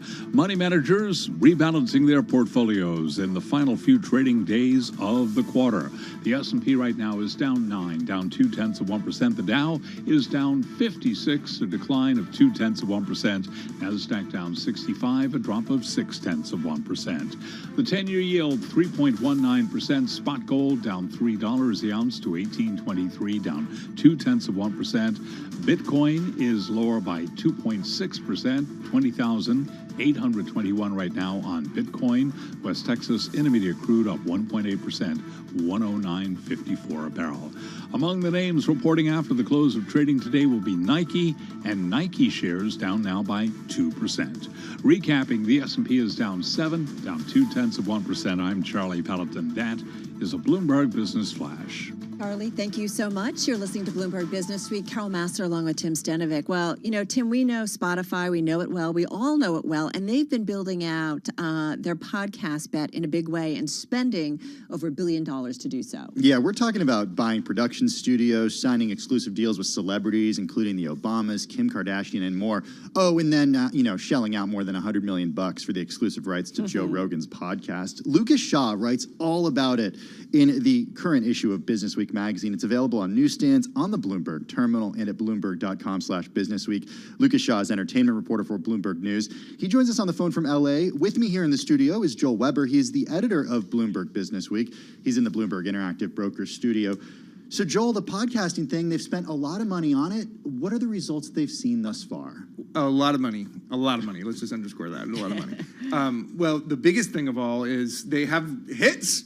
Joe Rogan being number one. And this really kind of came to our attention earlier this year when there was so much fallout over comments that he had made. And as we dug into that and Lucas did more reporting and talked to people who are there or formers, we really learned that there was some really fascinating insights into what it looks like to be in the podcast business now.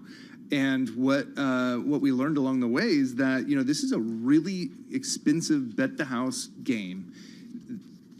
And it all comes back to that music thing. They are not able to really make a lot of money off of music. And so podcasting was this strategic initiative that they've spooled up, and they've learned a lot in the process. Right, Lucas? Yeah, I mean, it's been... Big sigh, Lucas. Ouch. I'd say it's been very messy, right? Like, on the one hand, you look at it and it seems like a success because they spent all this money, and as a result, now there are, 80 to 90 million people listening to podcasts on Spotify every month. Spotify's advertising business is growing very quickly. They signed deals with some of the biggest stars, Joe Rogan, Dax Shepard, who's got the show Armchair Expert, Alex Cooper, who's got the show Call Her Daddy. They bought Bill Simmons' company, The Ringer. And yet it's really not clear if it's done more than just convert, a percentage of their users into also listening to podcasts. Podcasting at this point only accounts for about 7% of all listening on Spotify. The amount of revenue they're making from it is only a couple $100 million a year. And probably the trickiest part about it all for them is it has caused them just a ton of, sort of internal and external anguish, whether it's the Rogan PR headaches that Joel referenced that related to him sort of being a primary skeptic of COVID vaccines, or some of the internal strife, because if you look at their track record, they've done a very good job of taking shows that were successful elsewhere and making them exclusive to Spotify. They've done a less good job of developing new hit shows themselves. And one of the things that I've heard about repeatedly from people inside the company is this feeling that they haven't really created any new hits. Well, Lucas, when it comes to Spotify's business model, talk to us about what's at stake here. Because, if you look out across the streaming landscape, you can get streaming music, that is. You can get a lot of this content anywhere. And I'm not talking about the podcasting content. I'm talking about Spotify's bread and butter, the music. whether it's on a competing service that, might not have the same flash or, solid UI or user experience that Spotify has. But why is podcasting and this content so important to the company? Well, if you rewind about 5 years, Spotify was looking at two related problems. One is that the music streaming services just don't make money for the most part because they are contractually obligated to pay rights holders more than 70% of their earnings or of their revenue. The margins on it are tight. And that's true for all these other services, but most of their competitors are owned by these massive tech companies that don't really care. It's, Apple with Apple Music and Google Alphabet with YouTube and Amazon with Amazon Music. And they're really just using music services sort of part of some larger bundle that they're offering to the consumer. And then to your point, because these services are commoditized, they're nervous that if they need to get their service distributed on Apple devices and Google devices and Amazon devices, that these services are going to prioritize their own offerings, even if they're not quite as good, just because it's better than empowering this competitor. And so they wanted some other business that could make their service stand out from everything else and also generate money that these music rights holders couldn't touch. And they schooled around a little bit with video, and it didn't work. And so then they settled on podcasting, and podcasting is supposed to be the answer here because it generates all this advertising revenue that the music labels don't share in, and if they have these exclusive shows that no one else has, people are going to demand Spotify instead of rival services. So what's interesting too, Lucas, I'm wondering, are they just one big hit away from being a super success story? You point out, what do they have? Something like over 400 million users, 182 million of them are paid subscribers. That's got to be worth a lot. Yeah, I think what they're waiting for is for the ad business to really break their way. I think there was some thought at the beginning of podcasting that they'd get a ton of additional subscribers out of these shows. And, I'm sure that they got some out of Joe Rogan or having a Michelle Obama show. There are definitely people who kind of came into the Spotify tent and maybe started to pay for it. But they've made a shift, I'd say, in the past few years to really realizing the opportunity here is in advertising. The company's advertising revenue is growing pretty quickly. And if they can take a bunch of money away from terrestrial radio and maybe even get some of the money coming out of TV or some other places, that could be, a game changer for their business. And hits serve primarily at this point as marketing. I think they had to spend a bunch of money to get these shows in and get creators in to make people aware that Spotify had podcasting. But I've just never gotten the sense that Spotify is a business that wants to be a media company. It sees itself a lot more like a Google or a Facebook, where it wants to be this network that has everything. Lucas, what does this mean for Daniel Ek, the CEO? Obviously, this was his baby. It has been all along. He took it public. Share price is not looking great. What does it mean for him? Well, it's really his reputation as an entrepreneur, right? Spotify went public in 2018, and the reception was sort of lukewarm. There was a brief period of a year or two where the investment in podcasting got people very excited. The stock pops. All of a sudden, he looks like one of the kind of the great leaders in tech, and it has since progressed. If the stock stays where it is, there's a couple of concerns for him. One is at a certain point, someone might try to buy the company. Now, he and his co-founder have a lot of control over it, and it would be hard for there to be a deal without him in some way supporting it. He's pretty young. He has no intention of going anywhere. But if the stock stays in the doldrums, it's a company that could be in play. And also, he's just at a certain point, going to get tired of Wall Street not believing in his vision. He's one of these guys where he's like, I built this audio service that hundreds of millions of people love. We are the winner in our category, and just nobody gives us any credit. Well, it's a great read. It's in the current issue of Bloomberg Business Week. Also, you can find it on the Bloomberg Terminal and at Bloomberg.com/businessweek. Joel Weber, editor of Bloomberg Business Week, along with Lucas Shaw, the entertainment reporter of Bloomberg News. He wrote the story. He's on the phone from LA. This is Bloomberg Radio.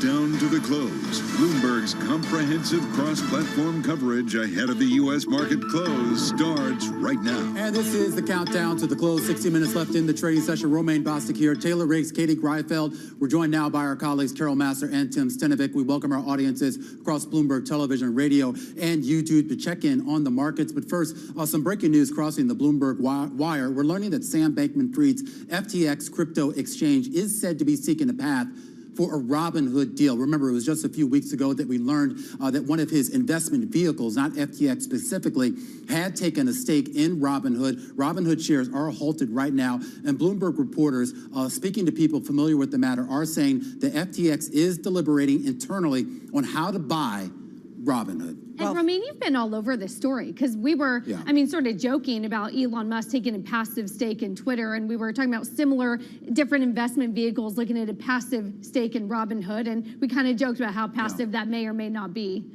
And shares are halted right now, but before they were halted, Robinhood spiking up 12% on the day. And this stock, it's down 50% year to date. Going to be really interesting to see how this reopens. And just real quick, too, I mean, we should point out, too, when he took that stake, his personal fund took that stake, a lot of people talked about the idea how this would potentially be a good fit. Whether that is the case or not remains to be seen.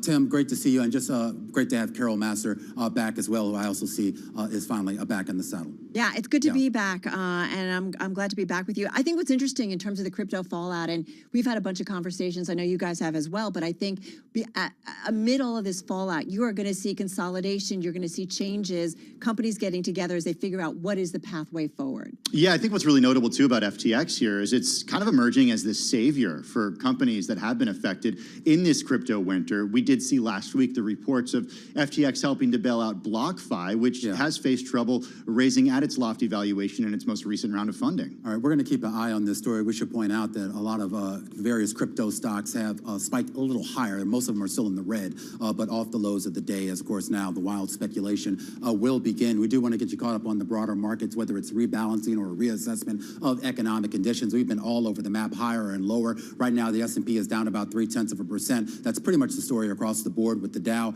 as well. The NASDAQ composite down 0.7%. The big outlier today is the Russell 2000, which is higher by about 0.5. And if we look under the hood, we can see that energy, it's been your runaway winner all year. It's your runaway winner today, too. The energy sector up about 2.5%. You also have utilities and healthcare in the green. If you look at the bottom of the pack, communication services, consumer discretionary, materials, this all ahead of some PCE data that we're going to get later this week. Yeah, and a lot of people really trying to sort of parse the economic tea leaves as we close out the first half of the year and move into the second half. Some of those big cap tech stocks, they have been getting the bid a little bit earlier. Now, basically flat on the day. Apple down about 0.1 to 0.2%. Meanwhile, a lot of the big software companies have been moving meaningfully lower. Salesforce down about 2.5%. But if you're looking for a bright spot, home builders still holding their own. KB Home up for, I think, what is now a fifth straight day, the longest stretch of gains that we've seen for the home builders going back to the end of February, beginning of March. And keep an eye on Boeing. Some interesting news crossing a little bit earlier out of that ABC report regarding potential additional problems with the 737 MAX. Boeing shares down 2.5%. You mentioned Apple and Salesforce. This sort of leads me to a broader conversation about lower multiples. Romaine, I know on the TV side, you guys have been talking a lot about what higher rates mean for these multiples. Here, we're sort of broadening it out to the sort of broader S&P 500. And I'm also looking at price, not yield, of the Fed fund futures. So as that comes down and yield goes up, a lot of these multiples have come down. We've heard a lot of commentary from strategists today, Romaine, about if there's been a bottoming out or if you need to see lower E to get a further fallout here. All right, we're going to get back to the broader market. It's going to mix things up a little bit here on the global simulcast. That breaking news just a little while ago, Sam Bankman-Fried's FTX crypto exchange is exploring whether it might be able to acquire Robinhood. Robinhood shares halted. FTX, of course, closely held. This is all according to people familiar with the matter. Pleased to say one of the reporters on that story joining us right now, Annie Massa. Annie, what do we know? So we know that internally there have been deliberations at FTX, which is one of the world's largest crypto exchanges, about potentially seeking a path for a deal with Robinhood.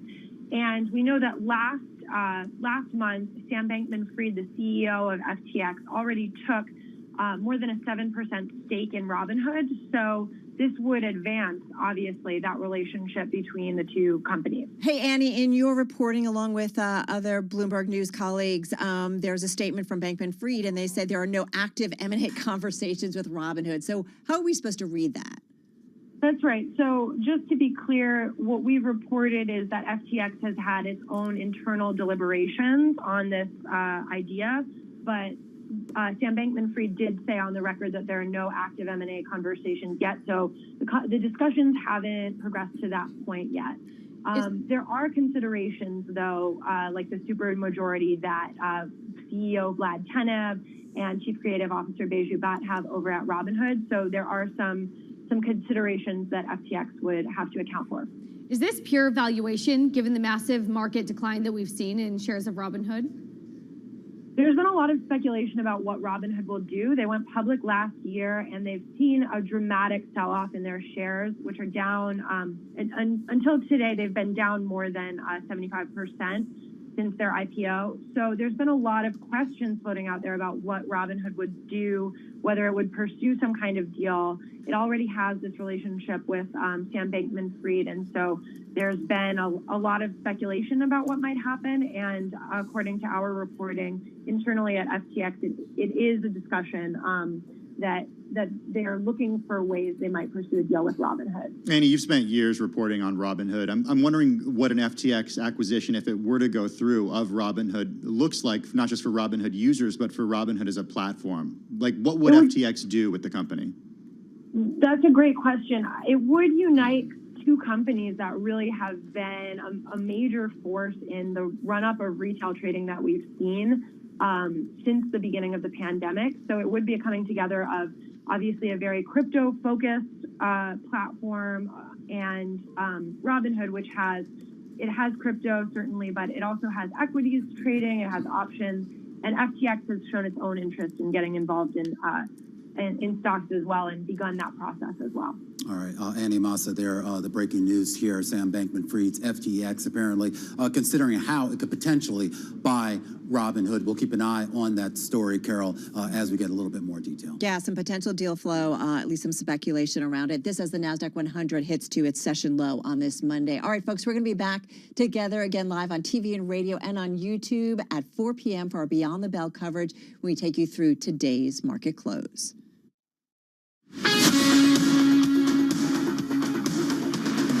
You're listening to Bloomberg Business Week with Carol Masser and Bloomberg Quick Takes Tim Stenovic on Bloomberg Radio.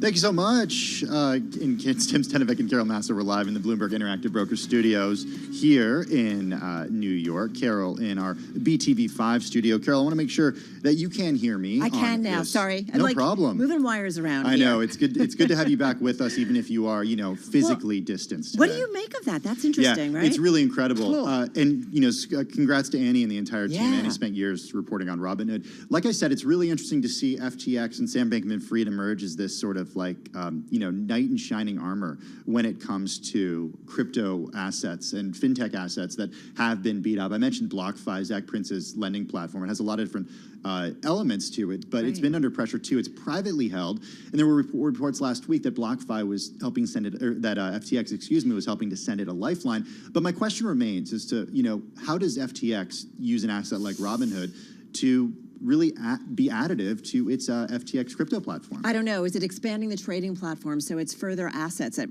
can be playing in terms of, I don't know, just a platform that offers different types of asset trading and asset accumulation, if you will. I guess for me, what's interesting is if this is indeed what happens to Robinhood, I think about the life cycle of this firm, how quickly it came to be, how quickly it came to prominence, and how quickly it changed. And I think that's something what we're seeing in real time, some of this innovation, this DeFi, if you will, innovation in the financial markets, things continue to evolve. There's lots of players out there, Tim, but I think you're going to continue to see some go to the wayside side, some combine up and move forward. It's remarkable, Carol, the way that Robinhood has been beat up, not just this year where it's down 50%, but its market cap is about $7.8 billion. Shares, trading just in the teens right now. All right, let's get back to world and national news. For that, it's over to Nancy Lyons. She's in D.C. Hey, Nance. Thanks, Carol. The January 6th House Committee had planned to take a 2-week break from hearings, but there's now a change in plans, as we learned from Bloomberg Washington correspondent Joe Matthew. The committee announcing today unexpectedly this new hearing that is going to be taking place on Tuesday. It's going to start 1 o'clock Washington time, as they say there is new evidence coming to the committee's attention on an almost daily basis. Bloomberg's Joe Matthew reports it's still unclear what new evidence has come to light. We don't even know who is testifying tomorrow. The Supreme Court has ruled 6-3 in favor of the football coach in the Kennedy versus Bremerton, Washington school district case. The justices say the coach's prayer was protected by the First Amendment. Joseph Kennedy stopped leading students in prayer in the locker room and on the field, but wanted to continue praying on the field himself, with students free to join if they wished. The school requested, though, that he stop praying while still on duty as coach after the game. NATO Secretary General Jens Stoltenberg says the military alliance plans to increase the size of its rapid reaction forces as part of its response to an era of strategic competition. Our new concept will guide us in an era of strategic competition. I expect it will make clear that allies consider Russia as the most significant and direct threat to our security. Jens Stoltenberg says allies will bolster some of their battle group formations along NATO's eastern flank up to a brigade level. That's tactical units of some 3,000 to 5,000 troops, and will also ratchet up high readiness numbers to well over 300,000. Global news 24 hours a day on air and on Bloomberg Quick Take, powered by more than 2,700 journalists and analysts. All right, Nancy, thank you so much. Carol Masser along with Tim Stenovic, live in our Bloomberg Interactive Brokers studio, also streaming on YouTube. So let's get to another story that definitely was on our radar. It was among the most read on the Bloomberg. And, Tim, it also happens to be the Bloomberg Big Take today. Yeah, talk about timing just being perfect, right? Right. Shout out not just to Paul Brannon and the entire team at Bloomberg Business Week, but of course to Olga Karif, who's crypto reporter for Bloomberg News. Olga joining us this afternoon on the phone from Portland, Oregon. Olga's story, it's today's Big Take. You can read it on the Bloomberg terminal and at bloomberg.com/Big Take. It's about the $2 trillion shakeout that portends a Lehman moment. It's a market that's gone through several major downdrafts in its short life, and it may be facing its biggest test yet. Olga, good to have you back with us here on Bloomberg Business Week. I got to say, I was pretty shocked to see that the market cap of all crypto right now is at about $1 trillion, and that's not too far above the last time we went through a so-called crypto winter. Please explain. It's pretty amazing, because in the last in the last 2 years, when for much of that time the crypto market has rallied, and so a bunch more retail investors jumped in, a lot of institutional investors came in, and so the market became huge. It became $3 trillion, and then just in recent months, it lost $2 trillion worth of that. So it's a major collapse. So how do you then, as you watch these cycles, Olga, and I think the rest of us, right, we're trying to figure out, okay, what's a bottom, what's a top, or is there one, or, is it a sign or indication that we're going to start to see some kind of consolidation and the fluff being worked out? I mean, how do you figure out this market cycle? That's a tough one. Absolutely. It's a very tough one. It's hard to call a bottom yet. I think it might be a while that we sort of stay sort of here, maybe even go lower. But what happened during previous market downtimes is that a lot of coins died, a lot of crypto projects died, and I think we are starting to see sort of troubles like that starting this time around also, and I expect that we'll see the same thing this time, where a lot of projects will die. And but at the same time, we'll see probably some new innovation. A lot of startups do get started during this kind of downturns as well. So, Olga, it's funny. This is again, the timing of us talking to you is great, because we just reported on Annie Massa and team's scoop about Sam Bankman-Fried's FTX is looking to a path for a Robinhood deal. And it's like we're in this era right now where we're seeing valuations just get slashed. We're seeing coins go to almost nothing. And you draw this parallel to the collapse of Lehman Brothers and the great financial crisis. So take us into where you're seeing the similarities and more, just as importantly, as to where longtime crypto watchers who you spoke to for this story are seeing some similarities, because they're saying this winter's a little bit different. Absolutely. So what we are seeing is that there was a lot of traders used a lot of leverage in the crypto market, and a lot of the collateral that was being used sort of almost overnight became worthless or heavily discounted.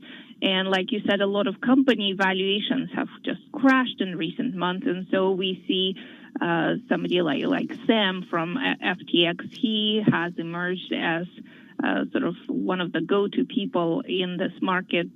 Companies that need money, they go to him, perhaps hoping that he would bail them out. It's a very difficult situation for a lot of startups, but it also spells a buying opportunity for companies that do have money. They can scoop up some of this efforts and startups for much less than they could have just a few months ago. Olga, when you speak about the financial crisis, Tim, I remember this so well. I remember when Citigroup was $1 a share, right? Yeah. Clue, everybody, Citigroup's still around, right? And if you bought back then. So I do wonder, when you liken it to some really serious moments, whether it was the Bear Stearns moment or the Lehman Brothers moment, is there something we can start to look at within the crypto universe that says, okay... Carol, are you saying that Dogecoin is too big to fail? No, I don't know. That might be the Lehman Brothers. But, how do we figure out which are the firms that get, combined with others? Which are the ones that really are the stalwarts? Which are the JP Morgans going forward? Do we have enough information yet?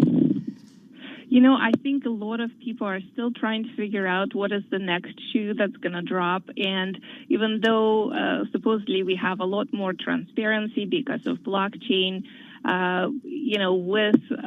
it's still pretty hard to figure out who's been affected in what way and how much.